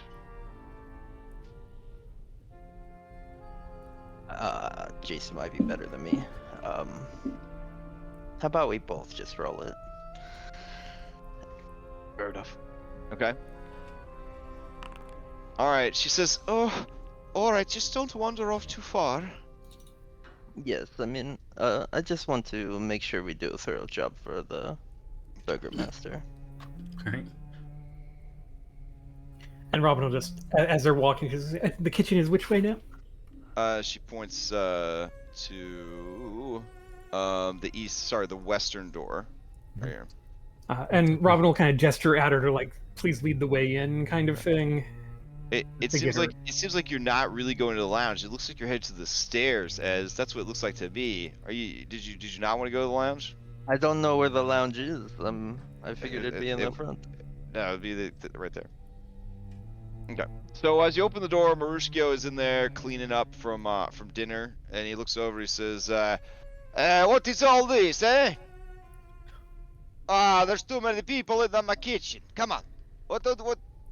Dinner was already served. Dessert is over."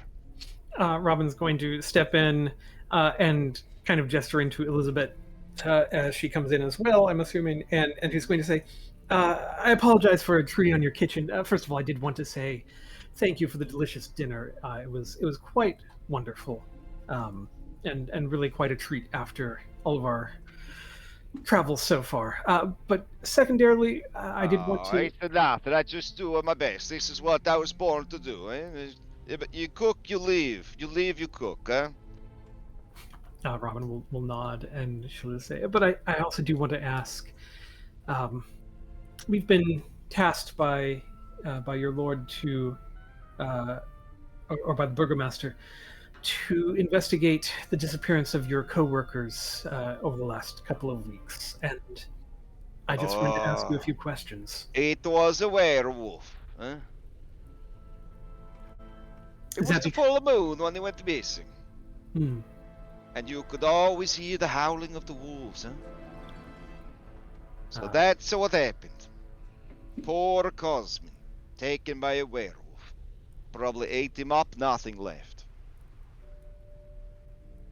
So you know he was out running errands? Well, I don't know exactly when he went missing. I just know when we realized he was gone. And what about Diana? Oh, here's what I think happened to Diana. I'm a thinking. Diana, she wanted to be with Victor. Victor said, no way, Jose. And then she ran away. She was so embarrassed. She just, boop, ran away. So you think that the two incidents really aren't connected? He shakes his head. No. And you don't think there's anything that could happen to you or to Elisabetta in the coming days? You see him start to sweat, but I mean, it's a kitchen, so obviously that's why he's sweating. Yeah. Roll some insight on this. Okay. Yeah, he's very scared. Yeah. All right. But to get him to break, you're gonna either need to intimidate it out of him or persuade it out of him. Yeah, she's gonna give him the same spiel kind of again. Okay. The hey, we're from out of town. You can trust us. Yeah. Okay. Give me another persuasion. Oh, geez, wow, these rolls. Okay, so he says, I'm a lion. I think that the master, I think the Baron, I'm thinking that maybe he's a curse. That one by one, we're all being taken away. To teach him a lesson. Is there anything that you've seen that you've noticed that could help us pinpoint exactly what that might be? Well, I'm not allowed to talk about it, but you seem to be pretty close with the Baron. He might have probably told you about his bigger plans. I mean, he told us quite a bit about them. Well, then you probably know that this is the kind of thing that the devil would not be happy about. She's gonna nod. That makes sense to me. It spits in the face of everything that he stands for. Now, in my lifetime, I have never seen this man, this Dark Lord, but my papi, he told me about him. This is a man you don't want to cross. Maybe this insolence is enough to have woken him from whatever slumber he is in. Maybe he's finally been roused to come and deliver some of that infamous iron-handed evil that you hear about. Is there anything else in this town other than your co-workers disappearing? Have you heard of any other strange, kind of unexplainable disappearances or weird happenings? Oh, well, my brother, he worked for the washerwoman. He told me that she had someone go missing. Her coachman. Now, the Baron, he is thinking that the washerwoman's taken his people. But how would that be right if her people are also going missing? Yeah, that wouldn't make any sense if she's... And when I was at the market, I heard that there was a rumor that 3 children went missing from the orphanage. That's a lot of missing people in a town where no one's supposed to be leaving. Yes, it is. Wayne will come up and say very quietly to Robin, ask him when the coachman went missing. Yeah. When did the coachman go missing? Oh, about 5 days ago. And could you handily mark it on our calendar? Oh yes. So. Also, I'll perhaps tell you the children went missing from the orphanage. If you. Oh, sure. All right. So briefly discuss amongst yourselves while I continue to update this calendar. Thank God for Foundry. Thank God for Foundry. All right. Thank the Morning Lord, as it were. All right. So we'll put washer, coachman goes missing. You know, I kind of want to incorporate that into everyday speech just to see what happens. Thank the Morning Lord. I think nowadays no one would even bat an eye. They'd be like, "I'm not going to HR for this shit." They'd be like, "Good for you." Like, that's kind of my take lately. People just are like, "Cool, man." You do you. Yeah, you do you. Do it over there, though. Just so long as I don't ask the question, have you heard the good word about our Lord and Savior, the Morning Lord? Right. Let's see. Her coachman disappeared. Let's see. Oh wait, I think I put it on the wrong date. Hold on. Oh, see, I'm looking forward to meeting his brother. Oh yeah. Oh Let's see. God, Luigio. What day? What Who day wears, is it? You know, green, chef's apparel. I gotta say, I think the Italian Crash accent or voice is my favorite thus far. So you're in Hold on, I'm so out of it from cold meds. All right. I've got 22. You guys are on the 22nd. Yeah, okay, 22nd. Okay. My bad. So then I gotta move this date to a different date. Hold on. Yeah, but I mean, Yeah. you said it was 5 days ago, so that'd be the same day that Diana disappeared, right? I believe so. Yeah. All right. That'll be the 17. It was 5 days. It's the day Yeah. before. Yeah, Diana went missing 3 days ago. Yeah. 19 was Diana. Then what was 5 days ago? Oh, that's the Wolf's Head Jamboree. Yeah.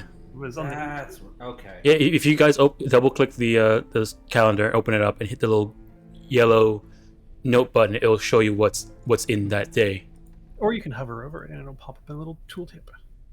Well, that was the day before the Wolf's Head Jamboree that the coachman went missing. That checks out. Yep. Yeah. That's correct. Okay.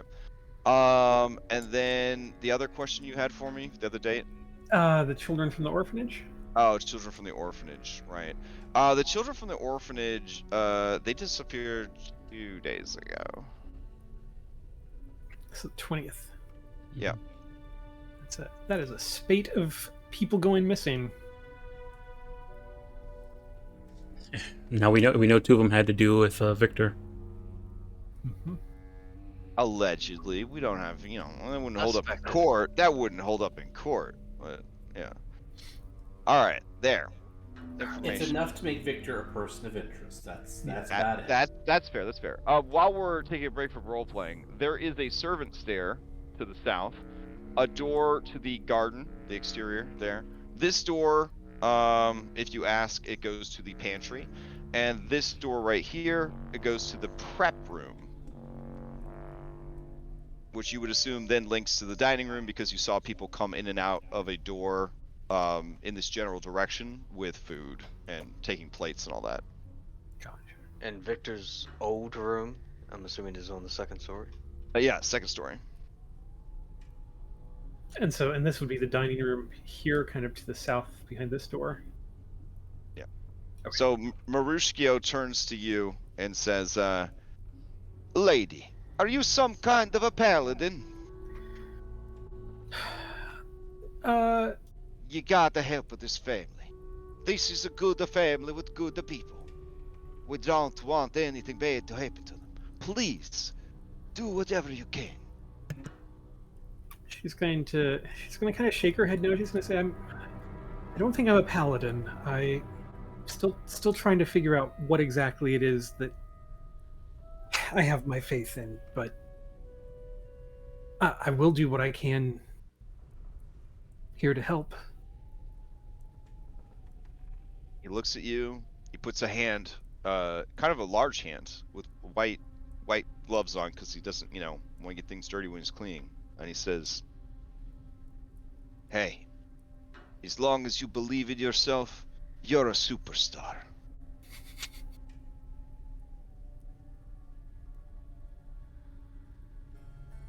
Yeah, Robin. And then he goes back to work. Yeah, Robin is not expecting a moment of human, like, touch and interaction here, and like, I think it actually probably takes her aback for a moment because, like, there has been very little like, and she has gone through a bunch. So I think she's gonna get really quiet for a minute. And she's gonna kind of, if he goes back to work, she's just gonna kind of quietly, leave. I think to. So over in the lounge, where you're trying to get the most mileage out of this detect magic, let's see. This den has padded chairs and couches lining the walls of this cozy carpeted den. The room reeks of pipe smoke, and mounted on the east wall is the head of an angry-looking brown bear. That would be him right there. The room also smells strongly of dog. And you see that there's a lot of dog hair in here. It definitely has the man cave vibe. Like, everything is like, like Ron Swanson would like this room. Everything is like, everything is leather and mahogany, tobacco smell. It's definitely a man's like place to hang out. A quick scan. Do I notice anything, either magical or just through perception? Nothing. Jason, are you bold enough to go upstairs while they talk to the chef? No time at the present. I want to keep you in my eye. All right. Both of you notice Leo going for the tobacco supplies.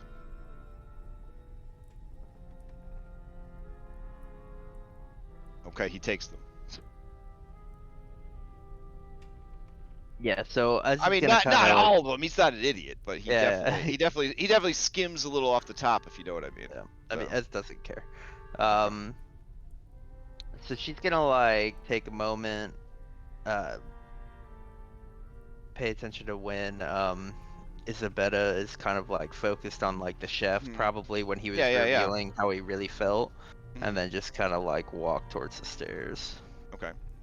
Yeah. So you know that the door to the north is a coat room. You don't know what the door to the south leads to. Before Jason? exiting the room, Jason would take a glance at the lounge and see if there was any, like, furniture marks. Oh, like they move furniture around and stuff. Yeah. Kids. Yeah. Go ahead and give me an investigation or perception.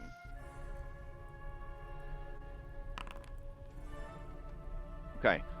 You're pretty confident that this cozy room, like, very much kind of stays where it is, but you do see that the chairs, not the couches, but the chairs, do get scuffed around a bit. They do get moved around a bit, more than likely to just accommodate activities. So maybe they might pull this table over and then pull the chairs close to the table to play cards or something like that. So that furniture does get moved quite a bit, but the couches do not.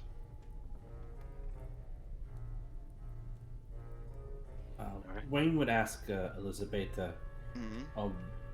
where the last place that Diana was seen. Was it in the house or someplace else? Oh, it was definitely in the house. She was a bit of a homebody. She never really liked to go out into town. Thank you. All right, so looks like some of you guys went upstairs. Dun dun dun. All right. Yeah, I will point out, like, as she's not trying to be like stealthy, she's just doing that thing where like she walks like she belongs. You know? Okay. Let me grab a camera bat for everybody else, and I'll go switch the scene to upstairs as essentially you guys, by distracting Elizabetta downstairs, are giving this team a chance to sort of look unhindered, which is pretty smart. So let's see. Alright, so you guys reached the second story landing of the house, and let's see. The staircase climbs 20 feet to a beautifully appointed gallery that continues towards the west, running almost the length of the mansion. Framed landscape paintings line the walls, and red silk drapes cover a 10-foot-tall arched window of leaded glass. There's also this beautiful scene as well. Here you go. Oh, that's very nice. Look at Yeah. Fancy. that. Wow. Mm-hmm. All right. Back to Clue Detective. All right. So there is a hallway, and then it branches off to the right twice. And you do see that there is a narrow servant stair at the end of the hallway. At the first right, you see that there are 3 doors. Oh, it might be 4 doors, actually. Yeah, 4 doors. Does any of them look like a door to the attic? No. None of the doors have a door to the attic vibe to Any of them labeled? them. Even less likely. Yes, none of them are labeled. Never How know. bold? Yeah, it's worth asking. How bold are we? Do you want to open doors? We're unlikely to get cut. Both the servants are downstairs. I believe the we never saw the Baron's wife leave, right? Yeah, she left us No, in the she's loose in the house. She's loose in the Yep. house. Yep. Plus, we got clearance from the Baron to look around. Yes. Well, before we open doors, let's get the layout of the land. Okay. As you come to this passage, you do see that there are 3 doors here.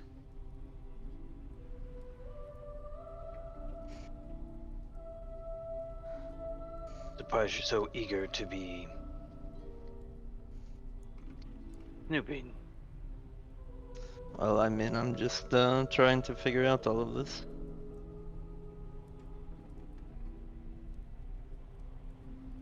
Oh, you would have noticed also in that passage that there is a obvious entrance to the attic. It's one of those panels in the ceiling with a little cord that you pull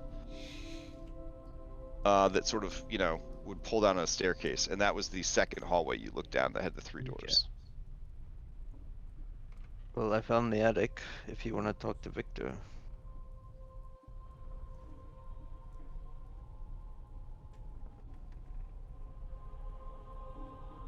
We'll have time for that shortly. One of these rooms he used to occupy. There's got to be a reason why he left the old room. Yes, I just expect them to be locked, and I'm not very good with locks. Nor do I think it appropriate for us to break in. And if I had my guess, one of these doors is most likely where the Baron and his wife sleep. So, unless you want to run into her. Well, nothing tried is nothing gained. Very bold. I like Alright, it. so the door is locked that you try to open.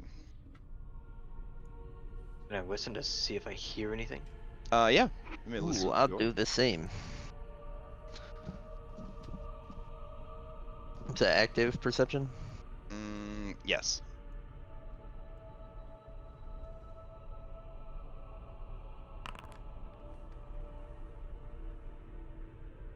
Let's see. Jason, you do not hear anything as you think you hear heavy labored breathing. I'll tell Jason. Something's in there working out or something.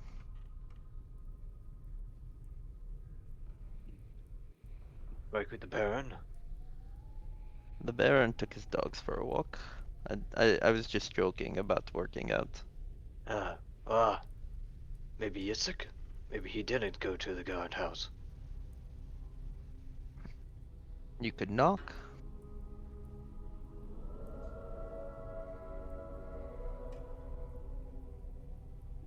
Not now.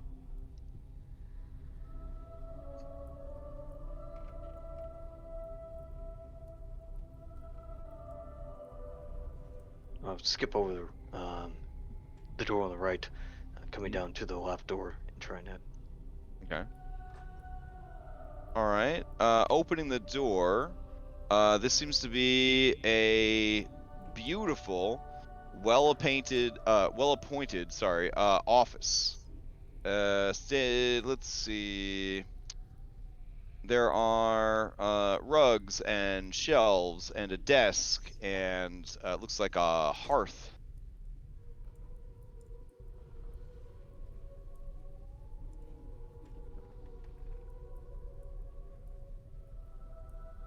Anything point out? Let's see. Nothing seems to radiate any magic. You do see that he has many shelves, and there are books on all the shelves. He has a pretty decent sized library, considering how rare books tend to be in Barovia. And his desk has a number of papers, parchments, inks, writing quills. There's a fat book on the desk. These squirming letters spell out taxes.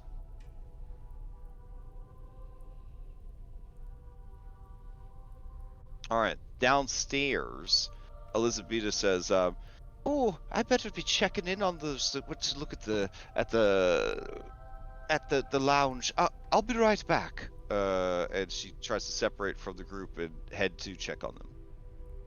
Elizabeta, I had a thought. Oh? I'm not that he's a great tracker, but with Diana only been gone a few days, are there like hunting dogs or tracking dogs? We call them bloodhounds where I'm from, that could be used to follow where someone's gone.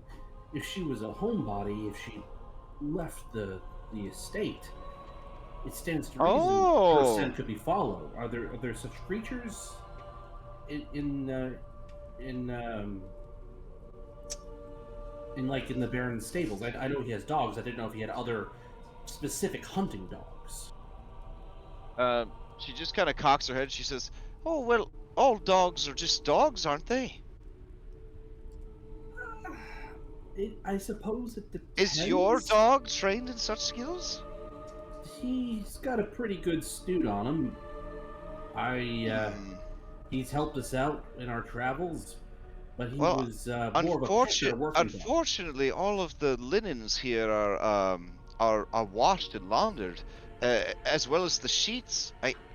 I don't know if he'll be able to get any sort of scent. Maybe offer the pillow. And she takes the pillow off the bed and stuffs it, crouches down and stuffs it in Dunbar's face. Dunbar may attempt a survival for tracking.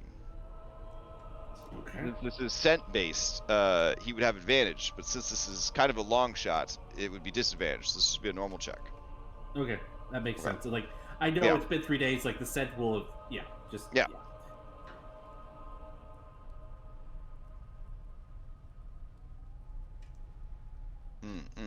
He's confident that he would know the lady if he smelled her in person, but her scent is everywhere in the house because she lived here. She was busy, and there's a lot of smells. Like a meal just got cooked, people are coming and going. There's bundles of sticks that have scents from outside. So yeah, he could definitely ID her if he needed to, but there's no way he could track her in the house. There's just too many different smells. Wayne will say, perhaps he's a bit overwhelmed. New place, and All we're right. really asking a lot of him. Of course. Is there maybe an article of clothing we could borrow that never smelled? We could try outside a little later on. I just said that they're all laundered. I don't know if perhaps in town. I don't know. I'm just trying to. Okay, so your goal is just to keep her busy still and buy them more time upstairs? Is that what's happening here? Hello? Wayne? Did we lose him? Did I disconnect? I can hear you. All right. I definitely believe you that was hear his me? goal. Yeah. Oh, we can hear you now.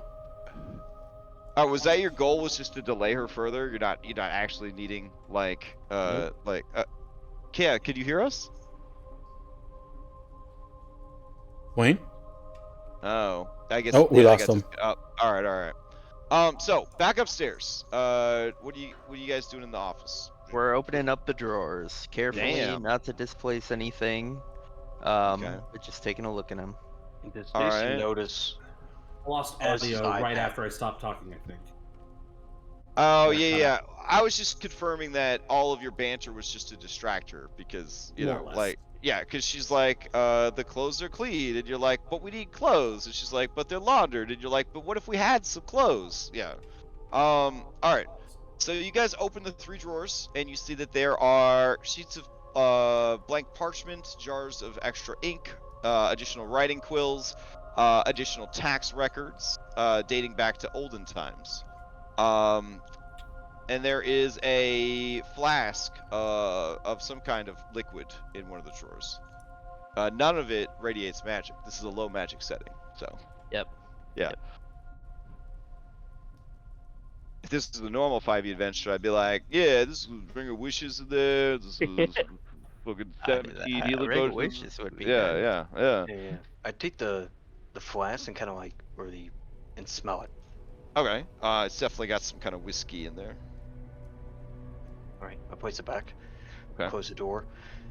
Does Jason notice as his eye patch?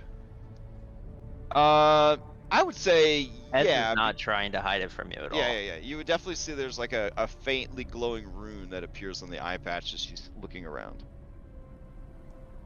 It has big, like, Iron Man heads-up display energy. Like, you immediately, thanks to the Marvel Cinematic Universe, have the sense that she is using it to look for things.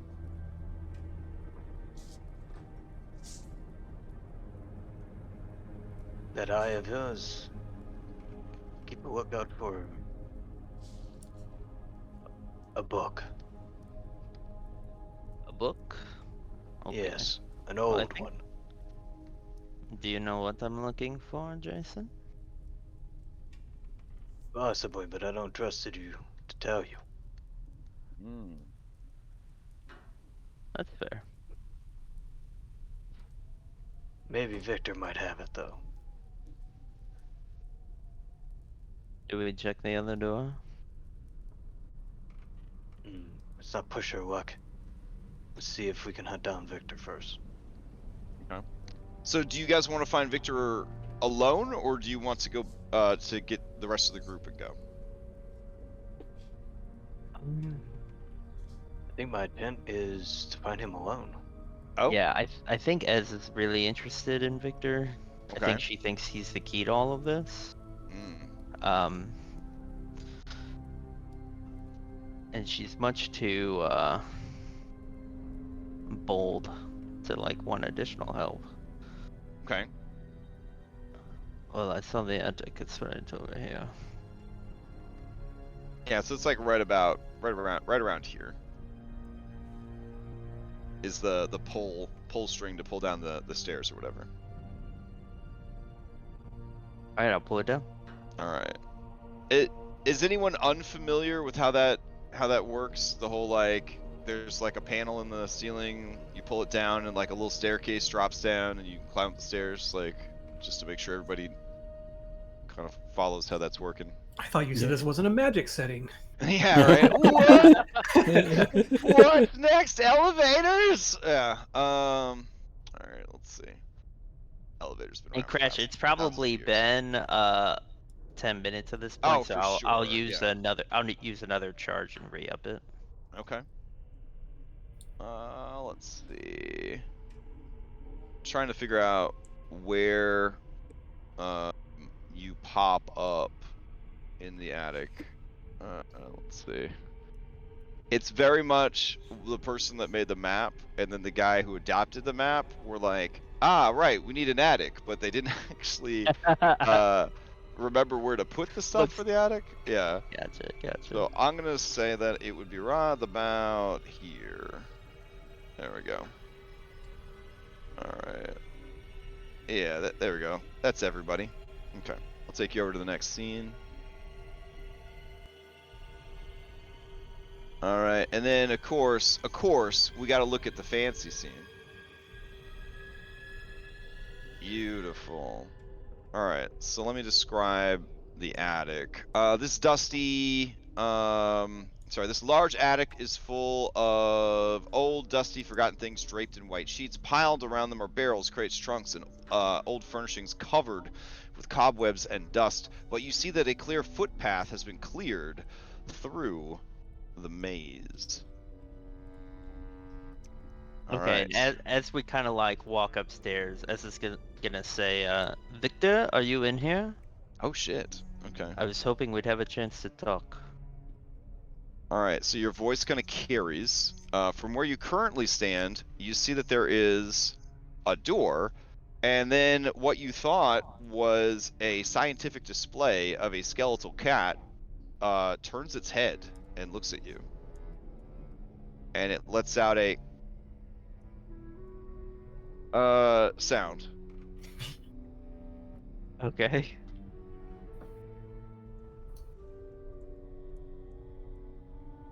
Do we get any response? Let's see. I think there's all right. Well, yeah, the cat is right next to this door. Can you guys see this door or no? Hold on. Yeah, we we see- see this door. All right. The door, it's wonderful. Someone has carved a large skull onto this door. Hanging from the doorknob is a wooden sign that in the squirmy letters of Barovia reads, in all caps, "All is not well!" exclamation mark. And you could hear a young man's voice, now a bit familiar to you, Victor's, animatedly talking to someone on the other side of the door.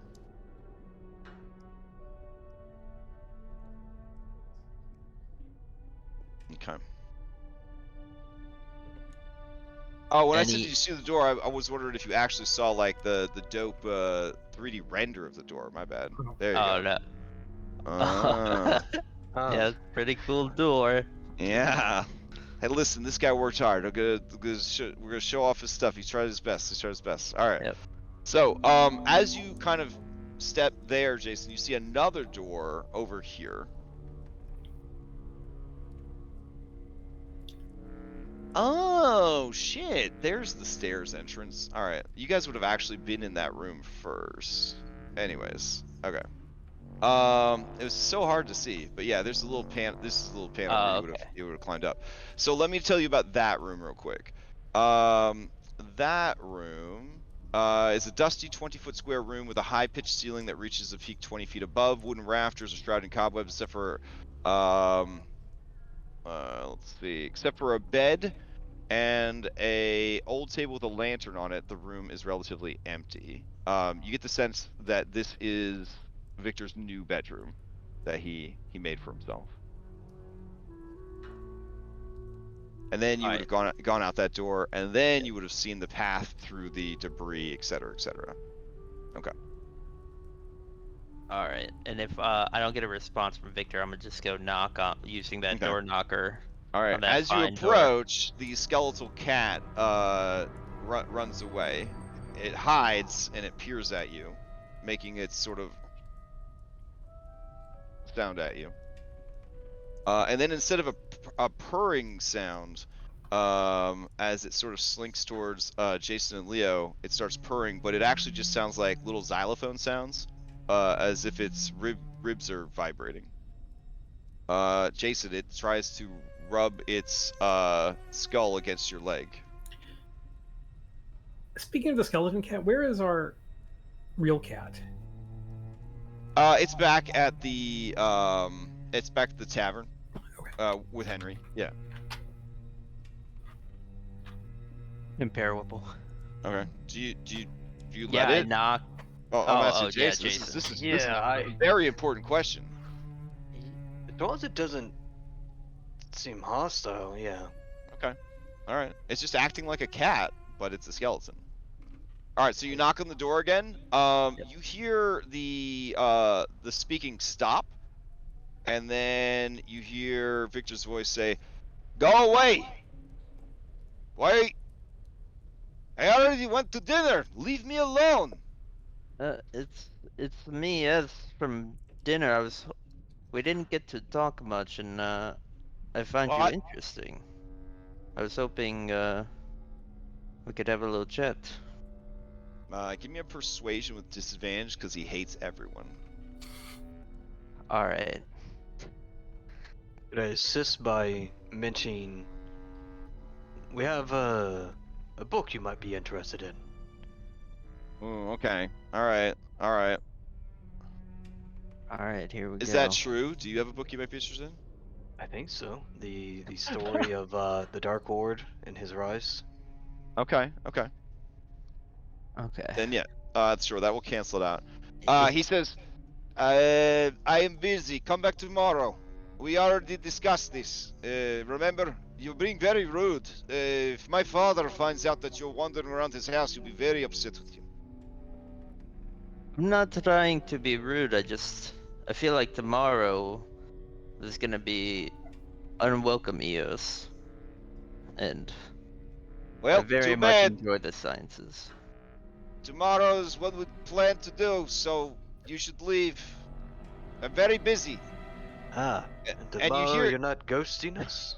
You hear the sound of things being moved around on the other side of the door, like furniture scraping and stuff like that. So goodbye, good night. It was very nice to meet you. You should be more careful with your hiring of books. Your father's taken on. Noticed. He's too busy. What? Are you threatening me?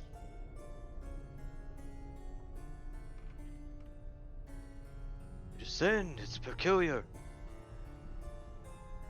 The butler goes out to get books and vanishes. All right, you hear the door unlock and it opens, and he says, "What are you all about?" And as you look past him, you see that there are more skeletal cats in the room. Do the cats radiate magic at all? According to Dungeons and Dragons, they do not, because the magic that animated them has worn off.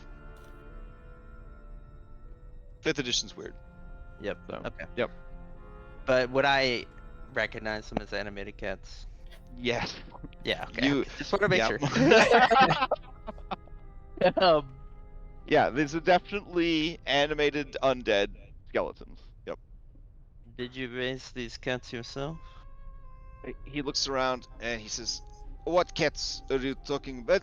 Jake, oh, you, no, eh." And then it kind of rushes up to him and makes like xylophone sounds with its ribs as it rubs against his feet. And then he sighs and he picks it up gingerly. And he says, "This is not, you're not supposed to be here. Well, And at that point, you kind of see over his shoulder into the room, and you see that he has taken mismatched furniture and created a study/classroom in this dusty lamplit chamber. The tables are strewn with pieces of parchment on which strange diagrams are drawn. A freestanding bookshelf holds a collection of bones. There is a dusty rug covering the floor in front of a pine box, on which lounges a skeletal cat. Several more skeletal cats skulk about in the shadows. But most unnerving of all is the sight of three small children standing with their backs to you in the northeast corner of the room.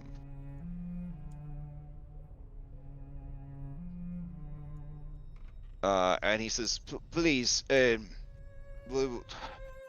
don't know what you want, but I don't. Is here's this about money or No.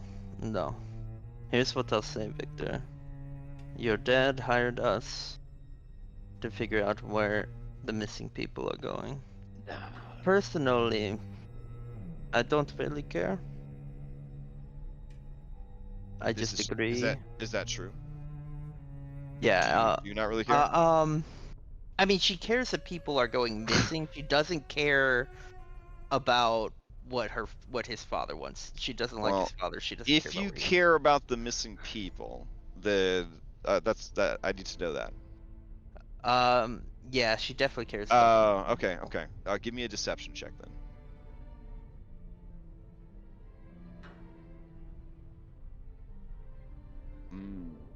He narrows his eyes at you, and he says, "Uh-huh. What is it that you want?" Well, I feel like now you have to talk to us at least. I'll tell you what I know, and that is I spend all my time here studying and working. And How did you get those 3 killed children? what are Good you time. talking about? There's no shield. Oh, and he blushes like beet red. Those are not children. Those are my students. Your students. Well, it's just that it is one thing to learn something, but you learn better by teaching others. But I don't have anyone to teach, so I improvised.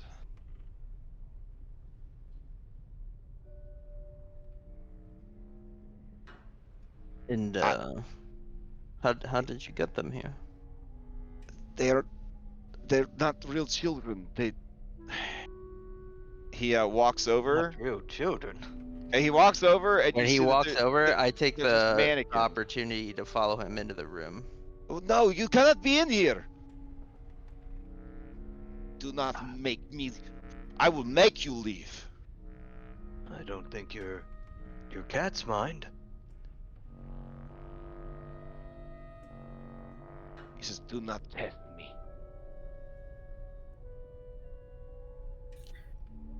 I will just say at some point after Yeah. talking with the cook, like Robin would be ready to go up and see Victor. Like that would have been her Oh, next for sure. stop. Yeah. So- So whenever So- enough time has passed, like they would be making their way. Yeah, I'm gonna say that yes, this is a perfect opportunity. You guys are shown upstairs.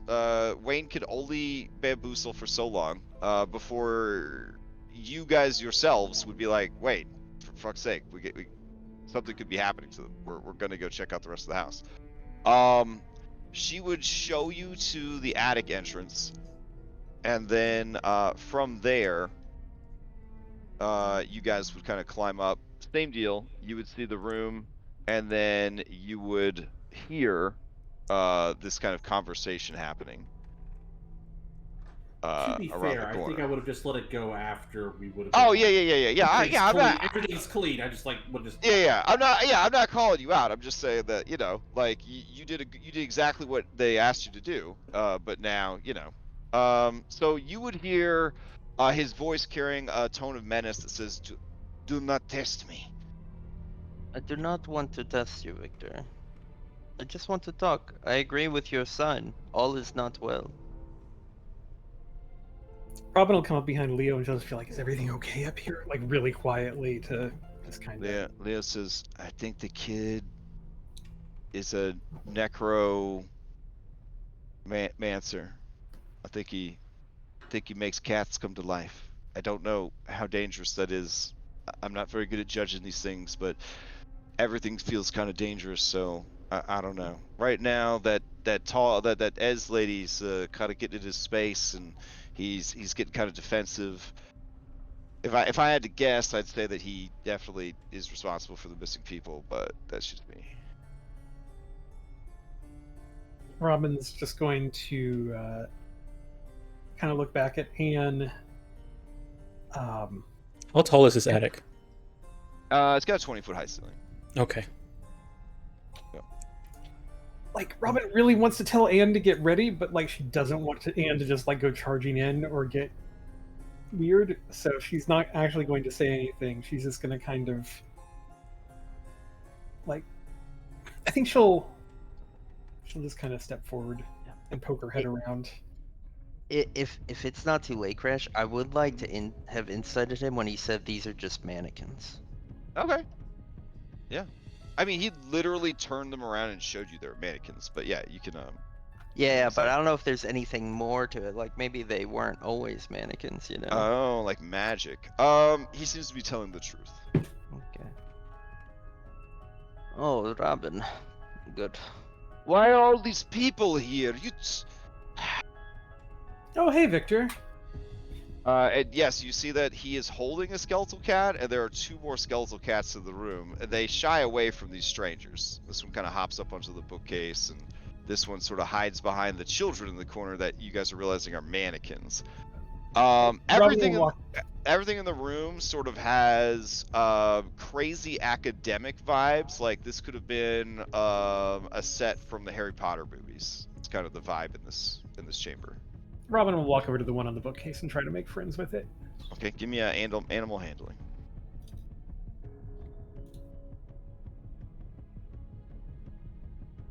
Okay, it kind of shies away from you, but it's curious, but not sure. There's too many people in here. Yeah, she just kind of leaves her hand out so it can, if it wants to come over, it can. You can see that he is getting increasingly upset, and that he is his father's son, because you do see that there is sort of this very stubborn, very proud sort of anger that is building, and you kind of see the storm of it sort of forming on his face as his thick eyebrows furrow. And he says, "I don't care how many of you there are, I will defend myself." We mean you no harm. There won't be no need for defense. You are a liar. I know that you care what happens to those missing people, and that you think I did something. Robin's going to, as he says that, she's going to look straight up and she's going to say, "Did you? Because we found some information that all kind of points up here, Victor." Well, there's no proof. There's no bodies. That's not exactly an answer, but it's also an answer. What did you do, Victor? I didn't do anything on purpose. Well, what happened? Was there an accident? And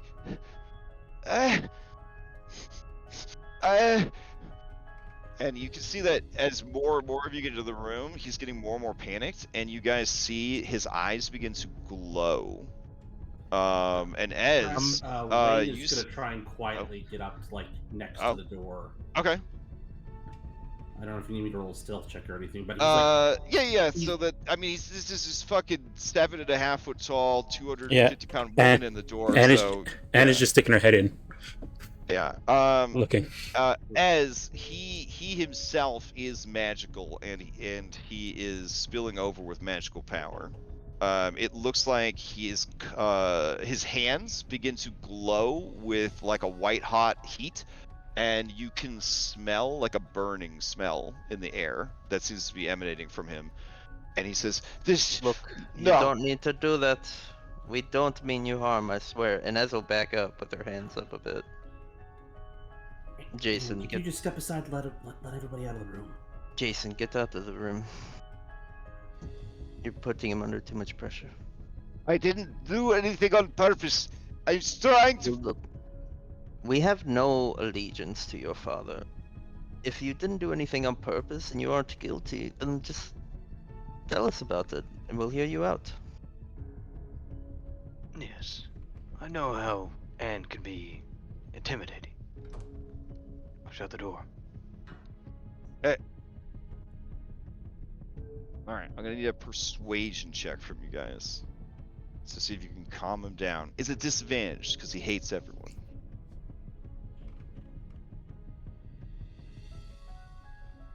Who? Do you want all of us to roll it, or just one? Well, no, I mean, Jason's the one that's kind of trying to talk him down. Jason, you see fire ignite in his one hand, the hand that's not cradling the cat. The cat meows and leaps from his arms to get to hide in the corner. And he says, "Don't push me. You could risk everything now. If the Dark Lord found out, I would be killed. My family could be killed. I just need to find a way out. You don't understand. I just need to find a way out of here. That's all I was trying to do." Robin, as calmly as she can, she's going to say, "Look, Victor, It's okay. But look, if we can find it in just a couple of hours, people from here can also find out. No matter what you do to us, they'll be able to find out other things. Your best hope right now, just tell us what happened, and maybe we can help you. I am no agent of the Dark Lord. And neither will we. We are not from here. We are strangers. For the I see. lands of Earth. Alright, Well, Rob, give I'm me a not persuasion. This Yeah, but this might be a good Alright. time for me to spend my session. Sure, yeah, exploration. it'd be a good idea. This is a pretty pivotal role. This is honestly your last chance before he goes over the edge. So that's what, a D6? Yes.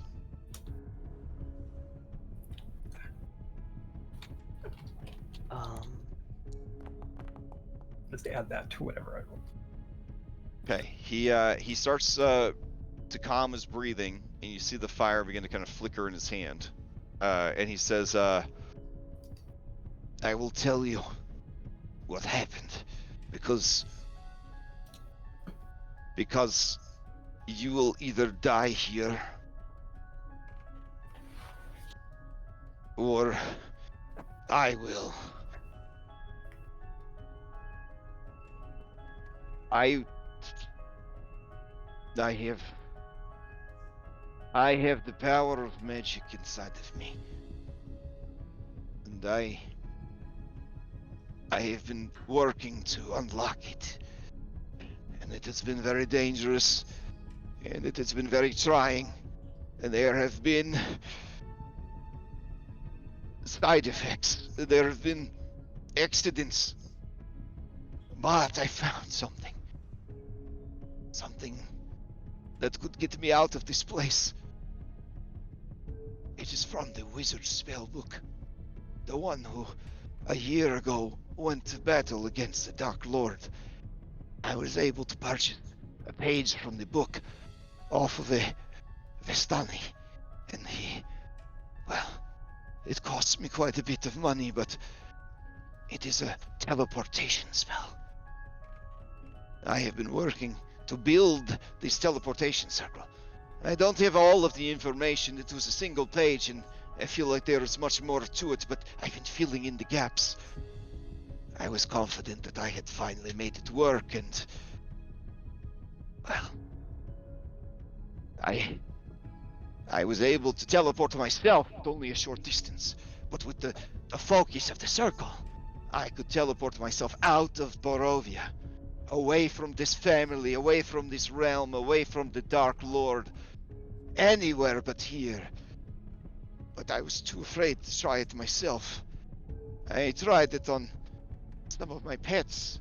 I dug up these bones from the Washer's family cemetery. They love cats, but over the many centuries they have a bit of a pet cemetery situation happening, so I didn't think they'd miss any. And well, it didn't work, so I assumed it was because the cats were undead, so I needed a human test subject. I mean, Cosmin was so old, you know, and if it didn't work out, well, I mean, that's unfortunate, but he had a long life. I don't think it worked.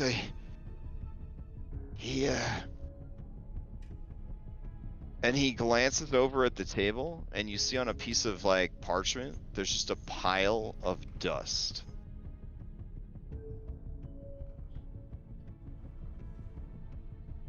It didn't work out. But I kept trying, and I was very sure that it was going to work. I got a piece of fruit to disappear, a pumpkin. I still needed to try it. Something else. And well, time is running out. I know that something bad is coming. I know that my father's actions, they will have consequences. I know this. I need to get out of here. And quickly. I can't live in this house anymore, not with that crazy monster, not with not watching what has happened to my mother, not watching my father's descent into madness, and certainly not whatever retribution will be delivered upon him by this realm, by this dark lord. No, I had to escape. And so when Diana, when she asked if she could help, and you see now that he's crying, and his mascara is starting to kind of leave 2 black streaks down his face. He says, I was so confident that it was ready. I thought it was going to work this time, I swear. But and he glances over the table, and you see a second sheet of parchment, and there's dust on that one too. He says, it didn't work either.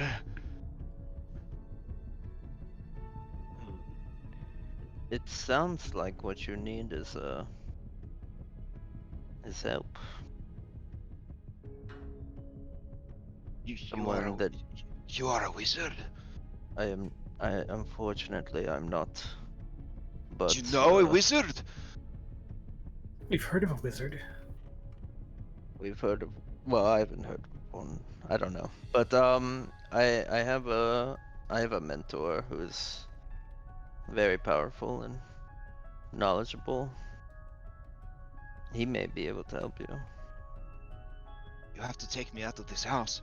If they find out what I did, I'm sure my father will try to cover it up, but I could never face Elizabeth or my mother if they knew what I did. And your father doesn't know of your magic? No one does. Insight. Yeah, go ahead, do insight. You feel like maybe somebody might know. I have to ask. There's others who've gone missing in the village. There's a coachman from the washers and... Oh, fuck the washers. I don't keep track of their nonsense. Children from the orphanage? That is my mother's project. I don't know. Okay. Can I insight that just to make sure? Yeah, sure. Yeah, I mean, yeah, he seems pretty self-involved. She's gonna nod, and she's going to say, so just the 2 then. She'll look at the others and just kind of shrug. She's gonna say, "What could you take me with you? Are you leaving the town?" I'm a prisoner here, in my own home. Prisoner in my own town. And now, without Cosmin, I have no one to go out into the town and take care of things for me. My father, he doesn't let me leave. He thinks I'm going to run away. I know it. yeah. We do have business to the west. I am ready to leave this hellhole. We already paid for a night. If you take me with you, I have magic. I can help you. Protect you from the dangers of the world. I am learned. I know things. Is Jason getting a sense that based on what Vargas's plan was, and then him finding a old book that told about escaping, that he has been eavesdropping on Victor? A jump might be the reverse. That Vargas, who may or may not have any magical ability, but boasts of a magical bloodline in the family, has been keeping books on arcana and magic and things like that, and it's more likely that Victor discovered such a book and snuck away with it, and Harry Potter style X-Men discovering their powers or whatever, that contact with the book or uttering of the spells or whatever sort of unlocked that potential. And a lot of the ideas that he's talking about are similar to what his father's saying, but in an actual applied and academic way. So Vargas is taking it more in the cult leader religious direction, whereas Victor seems to be taking the same principles and applying them academically or scientifically. Okay, so he Which is literally the may difference. not know. Which is the difference between divine magic and arcane magic, honestly. Gotcha. Yeah. I guess I was inferring if Vargas knew his sons, like he knew his son. You get the sense from your brief time with Vargas that Vargas is even more self-involved than his son. Gotcha. So probably not. Yeah, he probably doesn't know fucking anything that's happening right under his own nose. When they had asked if anybody else knows the thing, and would have said through the door, it's probably Isek. No, he does not know. He doesn't know anything. But will he stand in the way of us getting you out of here? Well, I heard he's touched by magic also. it is different. He is marked by the dark powers. And you see a capital D and a capital P in your heads-up display when he says dark powers. You think he is marked by the devil? No. Something older than the devil. Something stronger than the devil. Robin's going to just like kind of slowly, like in a not in an aggressive way, but just kind of like in a like keeping eye contact and just like she's super interested. She's going to step forward just a little. She's going to say, Victor, I'm very inclined to help you. Now I gotta ask: are you upset that he murdered these two people? I think that at this point for her, she is seeing opportunity and she is remembering some stuff from the Vistani camp and some stuff specifically that Madame Ava told her, which was so yeah. I think she's like, I mean, she doesn't love that he murdered people, but like, right. I think morality and like a sense of wanting to escape has kind of like, it's Barovia. Like stuff is fucked here. So he definitely is remorseful of their deaths, but you also get the sense that he would have done it again. Like if it meant learning, if it meant progress. Yeah, he did. Yeah. But I mean, he would have done it again. Yeah.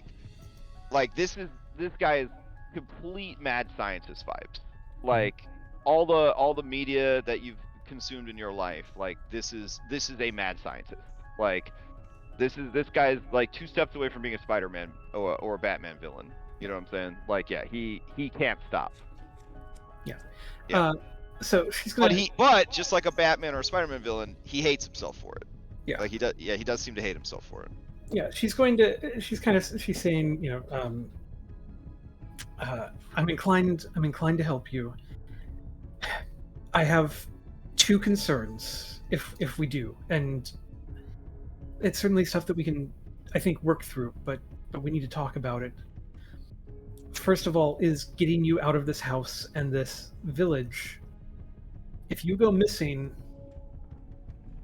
your father and your parents will sick Isaac on us, and on anyone who gets in their way of recovering you, I think. You're not wrong. Isaac will come for me, but I don't think he would leave Vallakovich or its surrounding lands. I don't think anyone cares that much. If he goes missing, this could be a good thing. It could show the Baron that the devil is actually moving against him, and he could fear for what comes next, and it could cause him to stop this madness. Robin or dive deeper in his madness.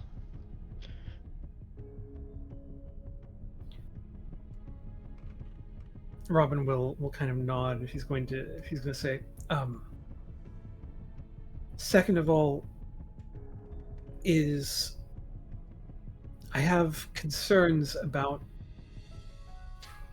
your powers and what it would mean to have you in and around our group. We would need to come to some understandings about some ground rules of how we could work together, I think, and we could hash that out over time. She'll look back at the party, but I think he could be of use. Yes, I think To he would us. be very useful. She'll look over at Jason. We should probably open that door and see what the others think. You can't. Please, don't tell them what has happened. Please. I think they've already heard a fair amount. No, And- not your allies. My mother and Elizabeth. Please don't tell them.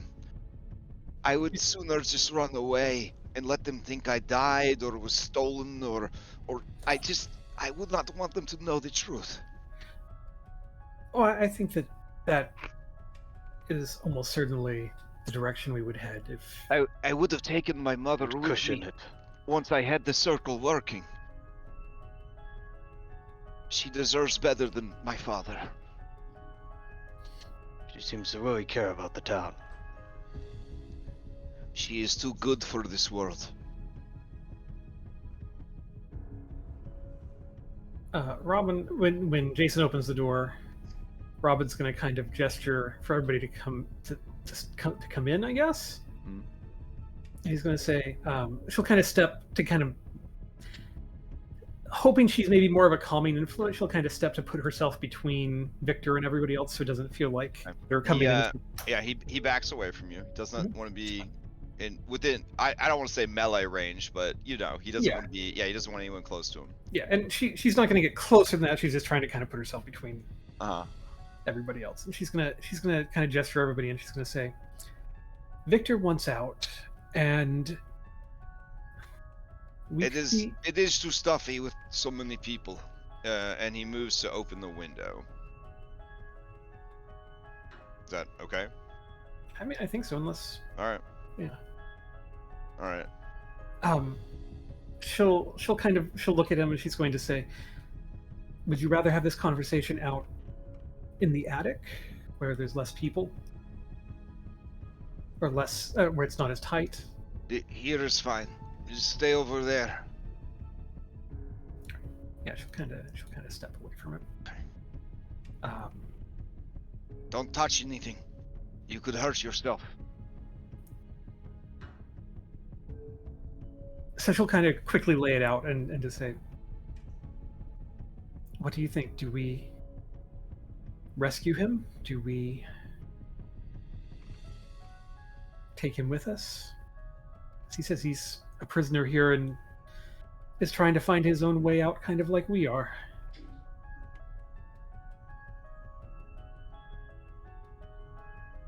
And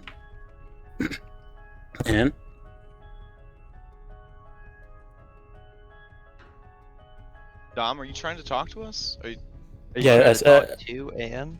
you yeah, just yeah, kept no, shouting Anne over and over no, again. like he So said they're- he's when Robin said that he's trying to be a prisoner, he wants to come with us. He said he can help us. And is saying Anne, like A-N-D. Oh, and you're saying okay. We thought you would turn into a Pokemon. No, You were just no. saying your name over and over again. No. Okay, all right. I feel like Anne would have a much deeper voice, all things considered. Yeah. Well, if we If Anne was a Pokemon. Yeah, fair. yeah, if you say "and," Robin's going to say, if we attempt to help him, it could potentially set Isaac on our trail. He already is strangely threatening to Irinia. I mean, we want to stop him anyways. She's going to look up at Victor. She's going to say, would there possibly... She's going to look over at the party like she's almost doesn't want to say this in front of him. She's going to say, look, we're not always the strongest fighters yet. We're still kind of learning our way around weapons and things, some of us more than others. She kind of He raises an eyebrow. Okay. she's going to say, I mean, we've survived this far, but it's not been without our losses. And I'm trying to think of any way that we can kind of even up Look, the playing field a little bit. Ant's going to turn to Victor and ask him, if you want our help, we're going to need something from you as well. And that way, if we both have an agreement of something we want, then at least we can have some form of trust that I want something, you want something, we both work together to get that goal. Are you trying to find a way to remove whatever curse has turned you into a giantess? No. Some woman. You are looking for a student, are you not? A student? You said you wanted someone to teach? I suppose. Do you have an aptitude for the arts? I do not know, honestly. Well, we would need to run some tests. Have you heard of a woman called Morgantha?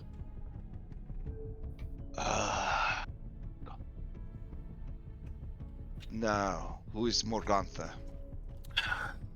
This old woman who seemed to have some form of matter killed my younger brother.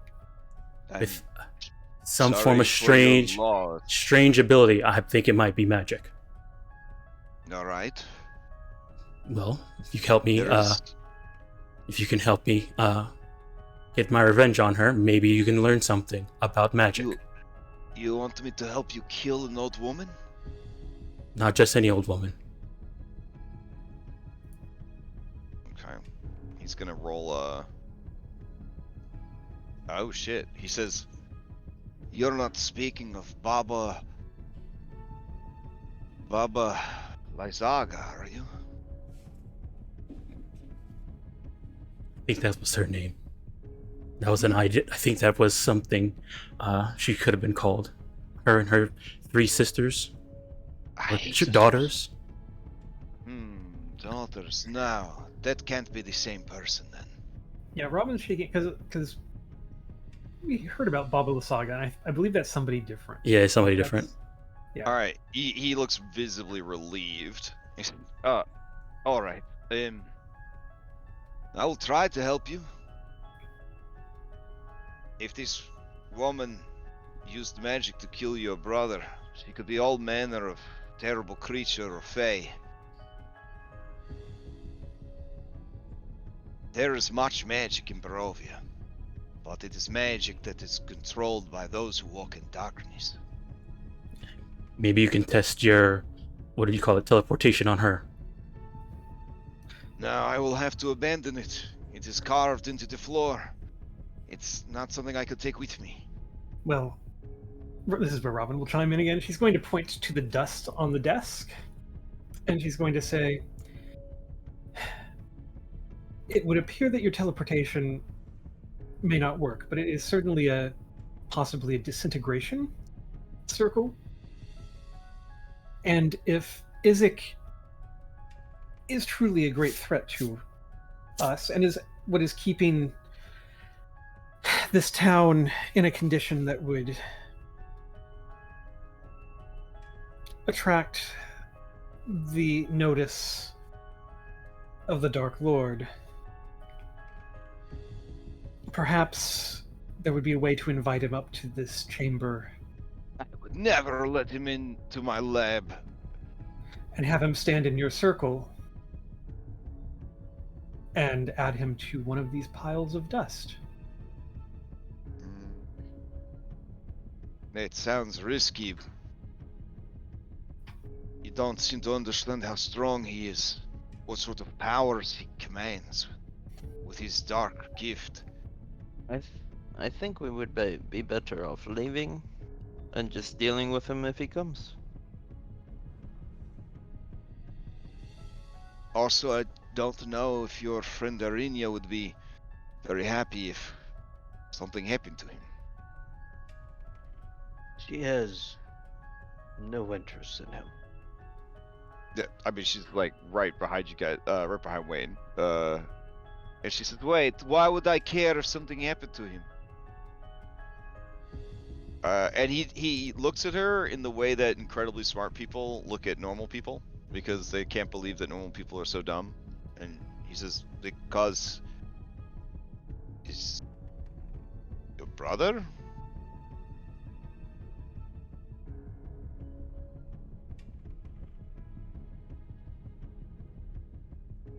Robin will look over Yeah. at Irina and she's going to say, "Well, never mind. Forget the disintegrating of him. Then let's."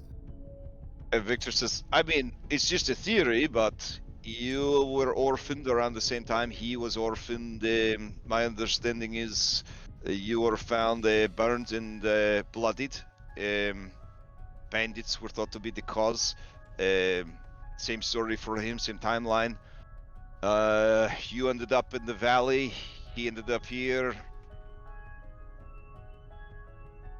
And his obsession with you, or at least your appearance, you do not want to see what his bedroom looks like. I don't think even he knows it. But as soon as I saw you and I saw how he was looking at you, it all sort of fell into place for me. My apologies if I've made a gross miscalculation. It's just the evidence sort of led me towards that.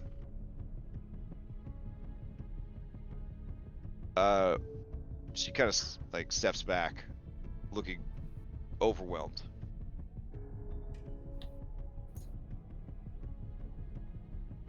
Well, when are we leaving? I will start packing my things. Is it tonight or? Robin's going to look at all of the injured people that we have, and how we always just jump straight into the next fire. Don't worry about us, or myself at least. It's the man with 3 bones on his we, were, mage. we were supposed to meet him tomorrow. We made plans. Yep. He even told you, come back tomorrow. Yep. Yeah. She's going to look at Victor. I think we need a day or two to recuperate for a couple of the members of our party. Can you stall my father? Maybe give in to his theories about the washerwoman? I think we could certainly say that we're going to go investigate her, perhaps go speak with her and her people. If you go there, I just want you to know that I didn't put my hands on. I didn't. What happened? What happened to the daughter? She asked a lot of questions, and then when I told her that I was done speaking with her, she would not take no for an answer, and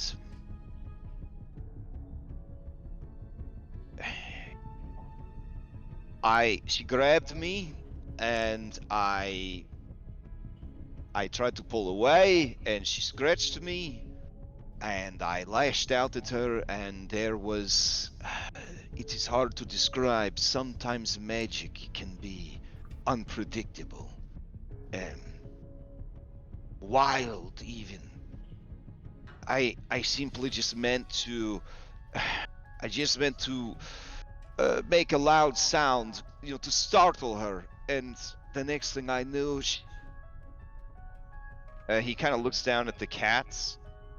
He says, she was not herself anymore.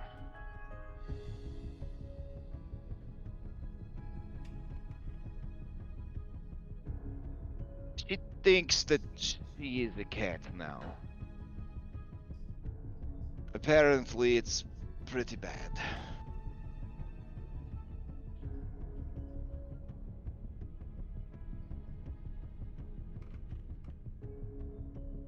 Oh my. But she's not the cat, she's in her body. But I think I did something to her brain, her mind. don't know how to fix it, and I haven't had the time to look into a solution.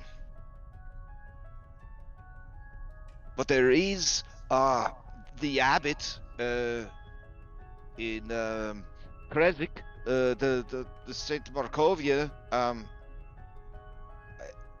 I mean, if you're heading west, we could swing by, and I could perhaps ask him if he knows a spell or a solution. I do feel bad for what happened to her. She's a sweet girl. I just was not interested. Well, no does mean no. And have you heard of the coachman that's missing? No. I've been too busy. It's my work. Victor, give us a couple of days. I think we can stall your father. I can't imagine he would expect us to solve it in just a few hours in an evening. We have days until the next festival, so I would like to be out of here before that festival. It is quite late. It just turned 10 o'clock. He says, without a watch. I wonder how he did that. But yeah, you guys do realize it's getting pretty late. Yeah. We will go back to our inn. All right. And regroup, and you gather whatever materials you need. If you have any money or valuables that you can take with us, because life on the road can be costly at times. Anything that you can gather to travel with, but do it carefully and quietly and secretly. I think what we do is we postpone our meeting tomorrow, and we just set a time. That's fine. I frequently lie to people that I will meet with them. It will be of no surprise to my parents. Yes. And then I hate people.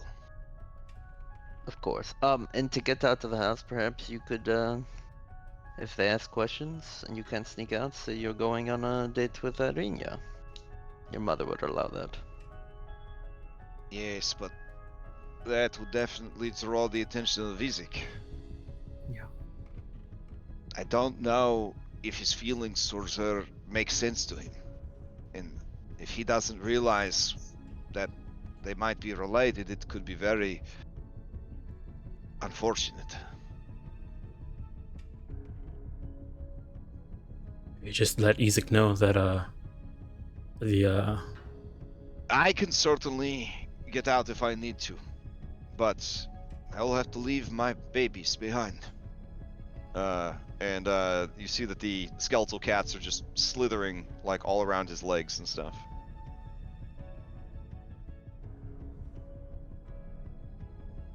All right then. All right. Well, let's plan to meet in a couple of days' time, and we'll get word to you. For tonight, goodbye. Goodbye.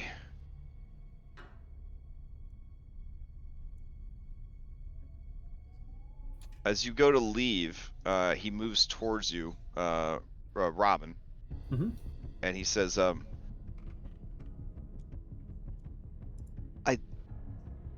I didn't want those people to die. I knew them my whole life. You have to understand. I just wanted to get out of here. Yeah, she's going to look him deep in the eyes and kind of put a hand on his shoulder. Okay. He actually got close. Yeah, he definitely shies away. This is a person that you're pretty sure gets beat up a lot. Yeah, but he's gonna set it firmly, but gently, And she's just gonna look him straight in the eyes. She's gonna be like, I know what it means to lose people, and I know what it means to want to get out of this place. I'm not here judging you. That's not my place in this world. Okay. You can see the tears are welling up again, and he turns from you and kind of pulls away from you, and he says, I will see you in a few days then. Yeah, she's just gonna turn and walk out. All right. So as you leave, without touching the door. Oh, okay. I was gonna say he closes the door, but yeah, you already got it. That's good. Yeah, she was Yeah. going to close it, but yeah. All right. You like go to close it, but it's already closing. Yeah, it's already closing. Yeah.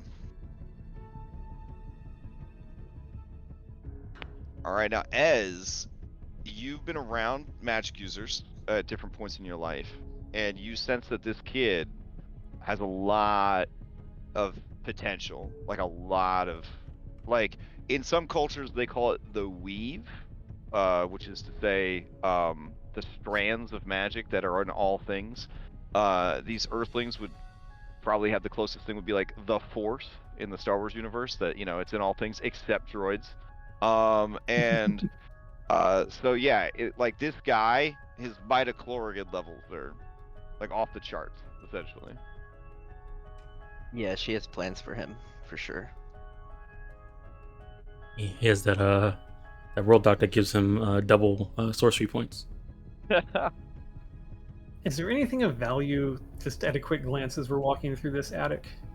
It definitely has that attic full of junk feel. I mean, I could roll a couple of trinkets if you want to peruse some random things that might be there. Robin's just, if there was anything of like specific value, that she was like, oh, I bet I could get like 10 gold for that kind of thing. Oh, yeah, you don't see anything like very valuable per se. Valuable to the right person. There is a flute that looks relatively interesting. There is and it's in good shape. And there is a let's see. Okay. There is a weird like mosaic tile that just looks like it's kind of an art object that has been collecting dust. You see a book that looks interesting. When you open it though, you see the book is hollow. It's been hollowed out.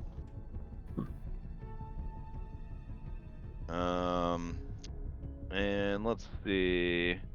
You see what you think is a dagger, but when you go to examine it, you see that the blade has been snapped off, and it is just the hilt. The hilt, however, has a large onyx embedded in the pommel, Oh, so that could probably be sold for some money. She'll take that. Okay. All right. So nervously waiting at the in the hallway at the base of the stairs is Elisabetta, and when she sees you guys, she says, "Oh, there you are. You were up there a long time. It's getting late. I'm gonna have to ask you to leave." Crash, we're getting teleported into this room. Here. Oh shit. All right. Are you in their bedroom? I hope not. Yeah, but I don't mean to be here. I got teleported. There's a. How rude. We didn't choose this. All right. Everybody stop using the elevator. I'm just gonna take you back to the main scene. Because you're gonna get escorted out of the house at this point. Yeah.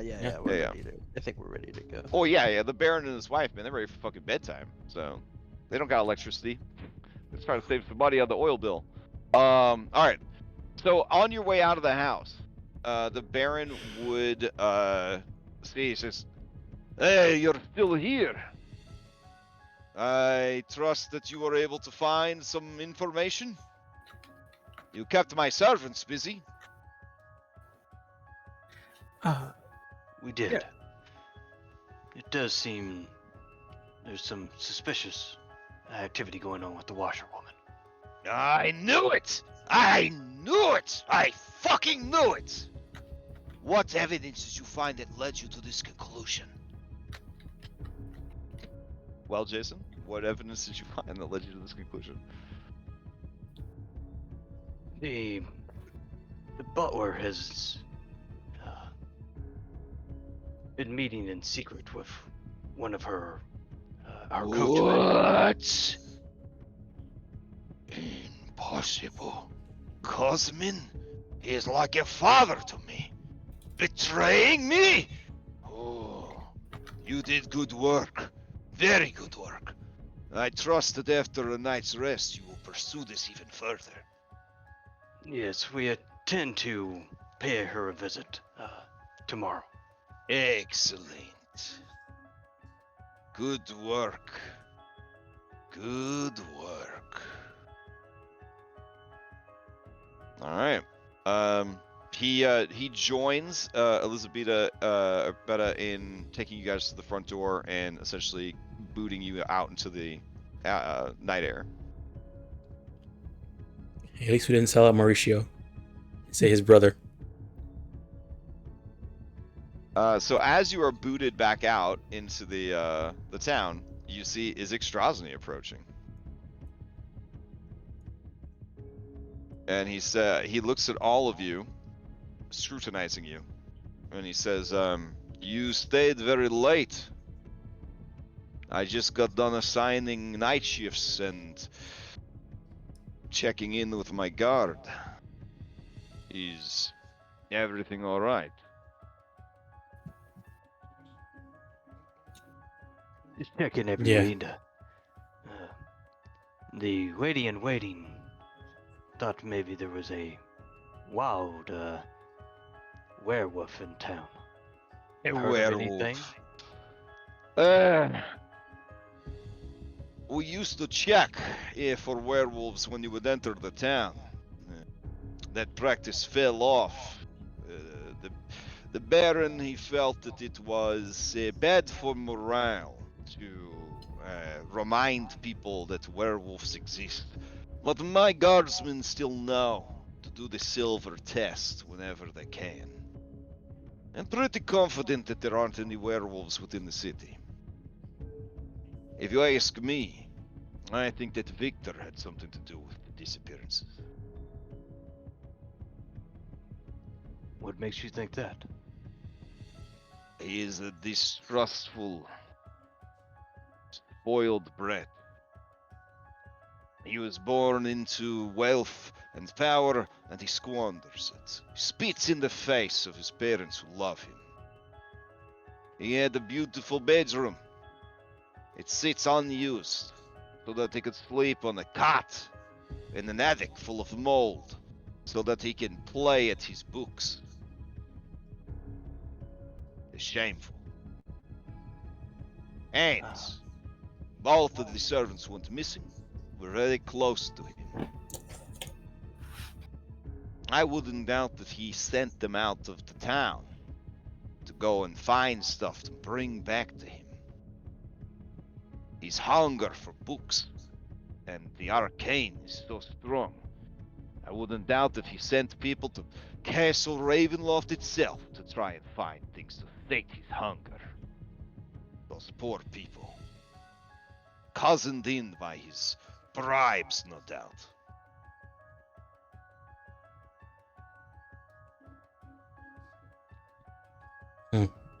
Or he's killed them and has them stashed in the attic. No, I don't know. I would not want to break his parents' hearts by exposing him for being a villain. So, for now, it is what it is. If the Baron thinks that the washerwoman is up to no good, well, she is up to no good. I know this. This book club of hers. Let me ask you a question. Are book clubs held after dark?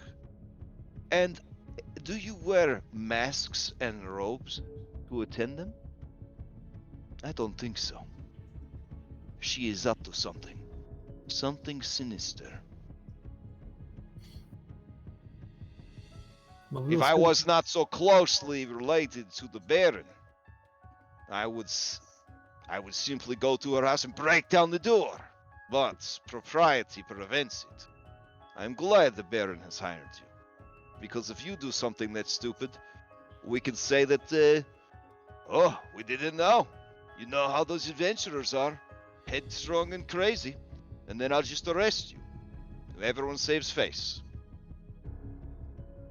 By the way, the Baron said you were gonna get us badges. Badges, sure.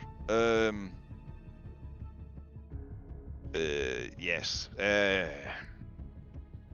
I will have someone bring them by the tavern. That's where you're staying, in the blue waters. Mm-hmm. How many do you need? You certainly can't deputize your dog. And turns around 5. All right. Leo's like, can't have a gun, can't have a badge. Yeah, I'm gonna say 7. So do you need 7 or 5? 7. 7. All right. I appreciate what you're doing for the Baron. He's always been good to me. And I want to be good for him. He cares about this town, and so I care about this town. And I will do whatever it takes to protect him and his people. I hope you understand that.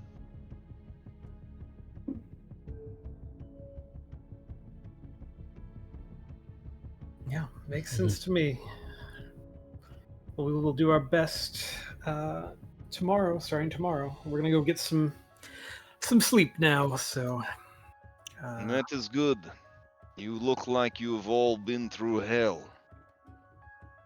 nope, just Barovia, but close enough. That is a good joke. He does not laugh. Then, good evening. And he heads into the house. There are 2 guards posted outside the house, even at this late hour. All right, so you guys head over to the tavern. I think so. All right. I guess while we were having that conversation, was there any extra like looks at Irenia, and then how did Irenia looking at him? Oh man, yeah. Same deal. Like he definitely is distracted whenever she's around. She was looking at him with a different sort of interest now. Like caution, but not like grossed out and like scared, more like morbidly curious. What was Ismark doing? Because I think that's weirdly maybe who Robin would have been paying attention to. Yeah. Ismark looks concerned for her. He looks like he wants to do something, but he doesn't know what to do, and he looks like just scared for her and nervous for her and worried for her. So once he's out of Isek's out of earshot, and we'll turn to Irenia and say, "What do you think?" She says, I don't know. I don't have any memory of what happened when I was a child. It is like Victor said, Kolion, he found me on the road and he brought me home with him. And Ismark was there. They said I was covered in blood and there were scorch marks on my clothes. But I guess I was hit in the head. I could not remember what happened. Anything before that day.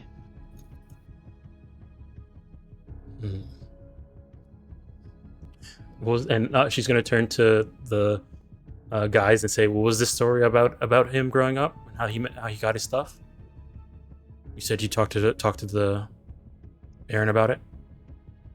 Elizabeth loves you guys so much. She's trying to go to the inn with you.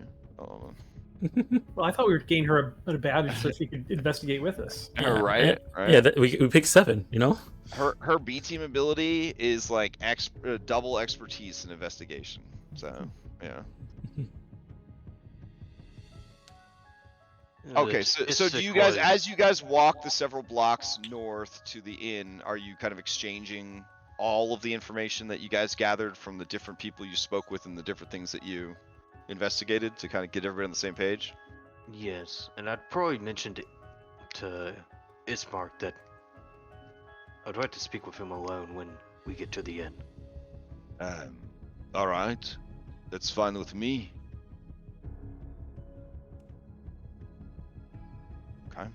So you head to the inn. On, When you arrive, it is late on a Tuesday. It's probably about 10:30 by the time you get there. So there's still a couple of people downstairs, but for the most part, it's skeleton crew only. Danica has taken the kids to bed, and her husband is just kind of tidying things up and whatnot. The bard Rictavio, he's just kind of chilling, doing some maintenance on his instruments or whatever. And the drunken old man is asleep in the corner. So I guess I could take you guys back to the tavern. All right. But don't let me stop you from role-playing while I do that, so.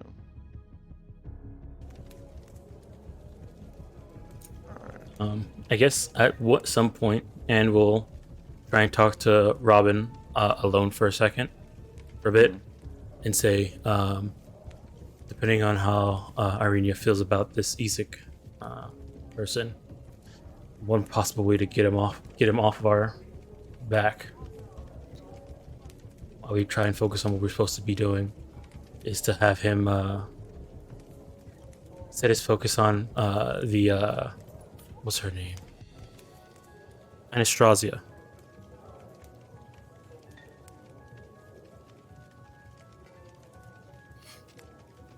Who are you telling this to? Robin. Oh, okay. Yeah, Robin would kind of think it through for a second. And I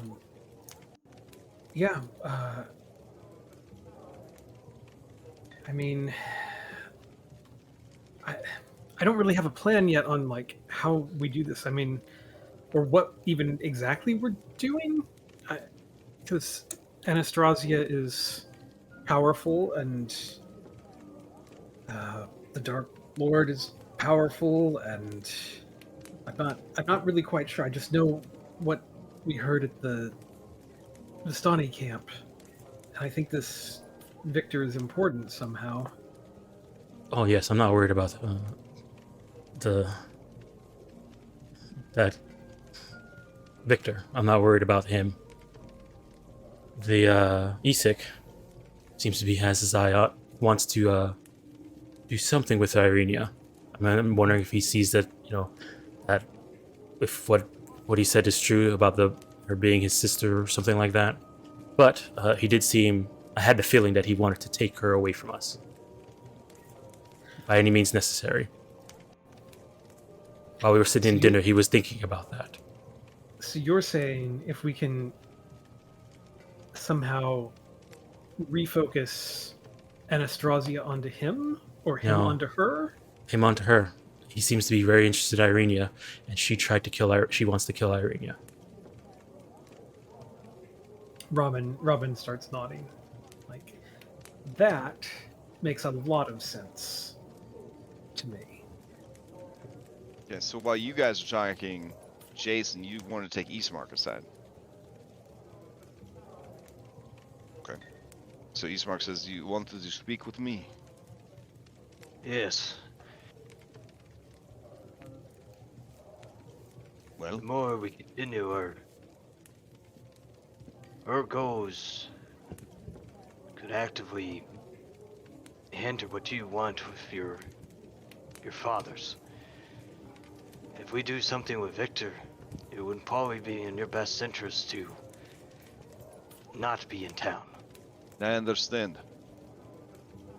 I think the best bet that I have, unfortunately, is to investigate this washerwoman, or at least make a public appearance of doing so, just so that I can report back to him that I did this, and then I need to return to the village of Barovia. Jason, I'm going to ask something of you. Because of everyone that I have met from your group, you are the most level-headed and trustworthy. You are honest and straightforward and forthright, and I respect that. I don't think it is safe for Irenia to return to the village of Barovia. When I return to tell my father what has happened, I would like her to travel with you. If she stays on the move, I don't think that Anastasia will be able to have an easy time getting a hold of her. I understand your concern.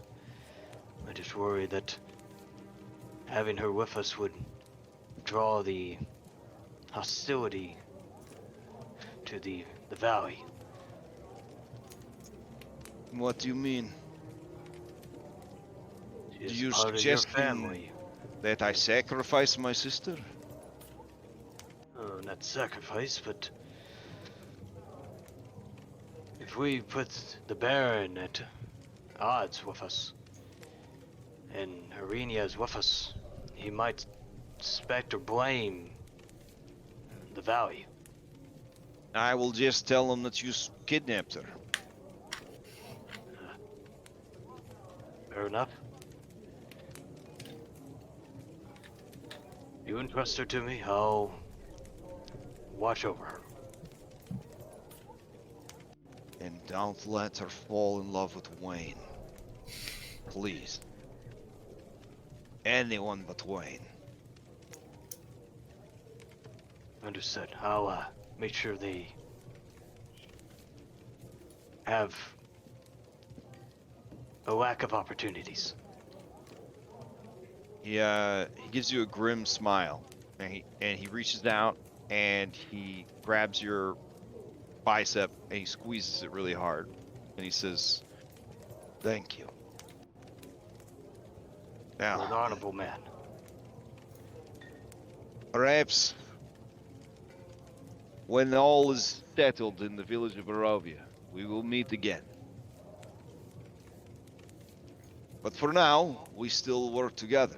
You also must go to the washerwoman tomorrow, so we still have that time left. Maybe we will find news there that changes things. Every day brings something new here. When outsiders are around, yes.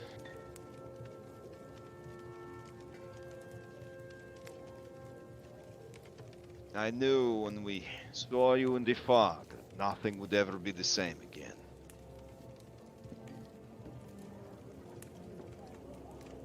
You indeed changed your fate that day. And you mine. But it is something that needed changing. The Baron is a madman, but there are some truths to his words. We are in a downward spiral. It would be in my father's best interest to take his offer, even if it means joining this Happy Days cult or whatever. At least the people would have food and opportunities. I know that the town is important to him and important to my mother, but she is gone, and the people are still there. And they need him to lead them. Not through the darkness as he's doing now, but into the light. And right now the brightest light shining is this God's forsaken town. A full belly and a wall protecting you from harm, well, that's more than they have now. So I will try to convince him to swallow his pride and take the deal.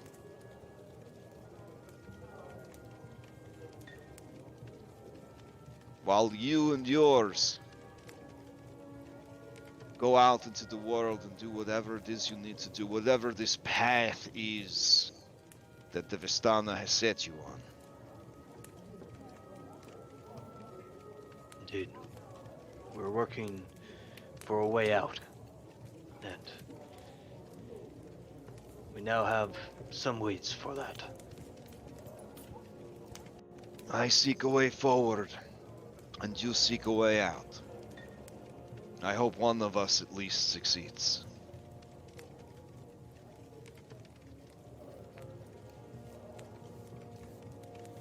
Also, how do you feel about this woman, Ace? She seems very capable, but very quickly did she insinuate herself into our number. I know that we are desperate for allies, and anyone competent, but I can't help but wonder, what is she really on about? Probably hiding something. And it's probably at her wagon. I won't trust her, and I know for hell Chris wouldn't trust her. What if this wagon is just some excuse to get you out into the wilderness? So that she and her real allies can ambush you. Maybe they're after your blue jeans.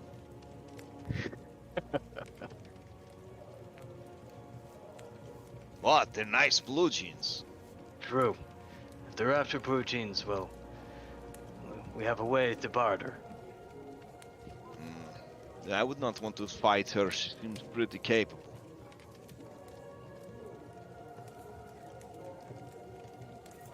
Also, that Victor boy. He seems unstable. He's murdered 2 people. I don't doubt that he would do it again. He agreed to help a hand murder a woman. He is unstable, but talented. And my experience, the talented are the most rocky-minded. You were a teacher in Yarth. I was. Perhaps you can guide this boy. Give him the discipline that he has not been able to find for himself.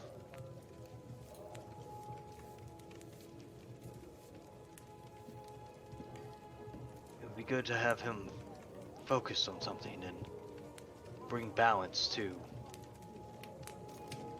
the chaos that he's in currently.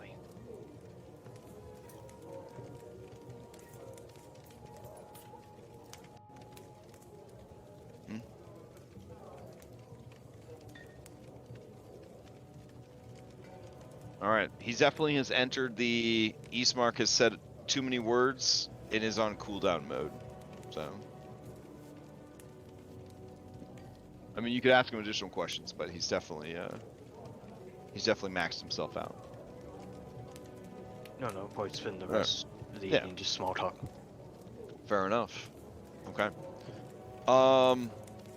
So we are at time, and I'm assuming here at almost 11 o'clock at night, you guys are going to finally take a long rest in a sanctuary with modest accommodations, no less.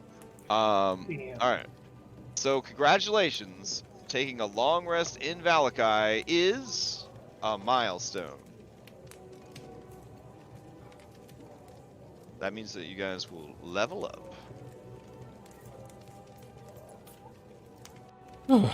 Whew. So for you guys, this means accessing, for most of you, if not all of you, accessing subclasses. So definitely curious to see what you guys end up going with. What was the 4th item that you mentioned in the attic? I'll also make a note for myself to level up your companions that are still alive. Oh. Okay. And Irenia does trust you guys enough that she could be controlled as a companion character. So if anybody is interested, starting next session, of running her in combat, I will make her sheet available. if you are, down a companion character and miss having one, essentially. All right. Sorry, the fourth item was Yeah. so there was the dagger, and then I'm gonna walk it back. A Yeah. hollow book.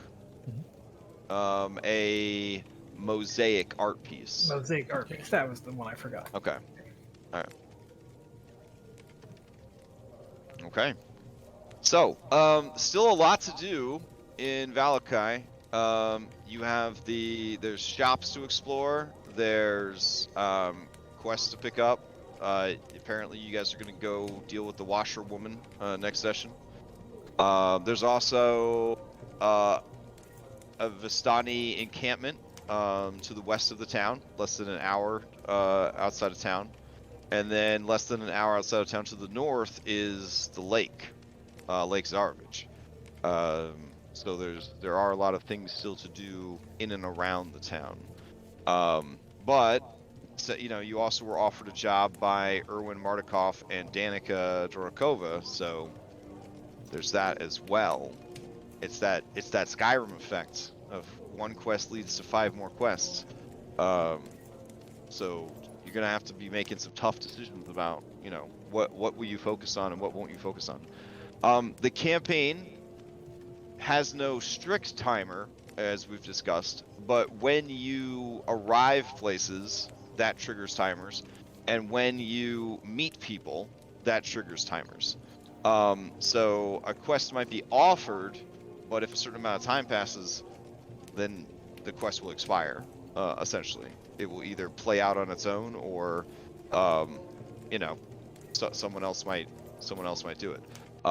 So you do have to kind of. It's not like a video game in that all the quests will just be waiting around for you, to do them. And I don't want anybody to feel bad because it's a sandbox game, so there's no way to 5-star solutions this thing. Like, it's impossible. There's too many quests. There's too many side quests. There's just too many things to do. There's no way to do everything. Oh, So we're please, just here to survive. yeah. So do not beat yourselves up if you are like, we can't do all these things. Like, it is complete. It does not hurt my feelings at all if you guys are like 10 quests, whoop, and you throw them all in the trash can. Like, that's fine. It's a sandbox game. So whatever you guys think is best for your party. All right.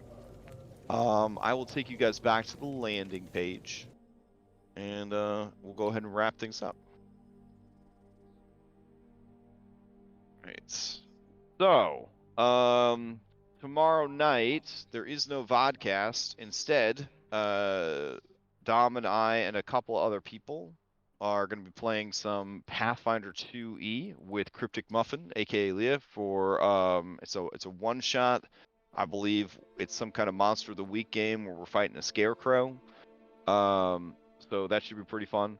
I absolutely love playing Pathfinder as a player. I haven't DM'd it yet myself, but the experience as a player is just so fresh and new and exciting to me.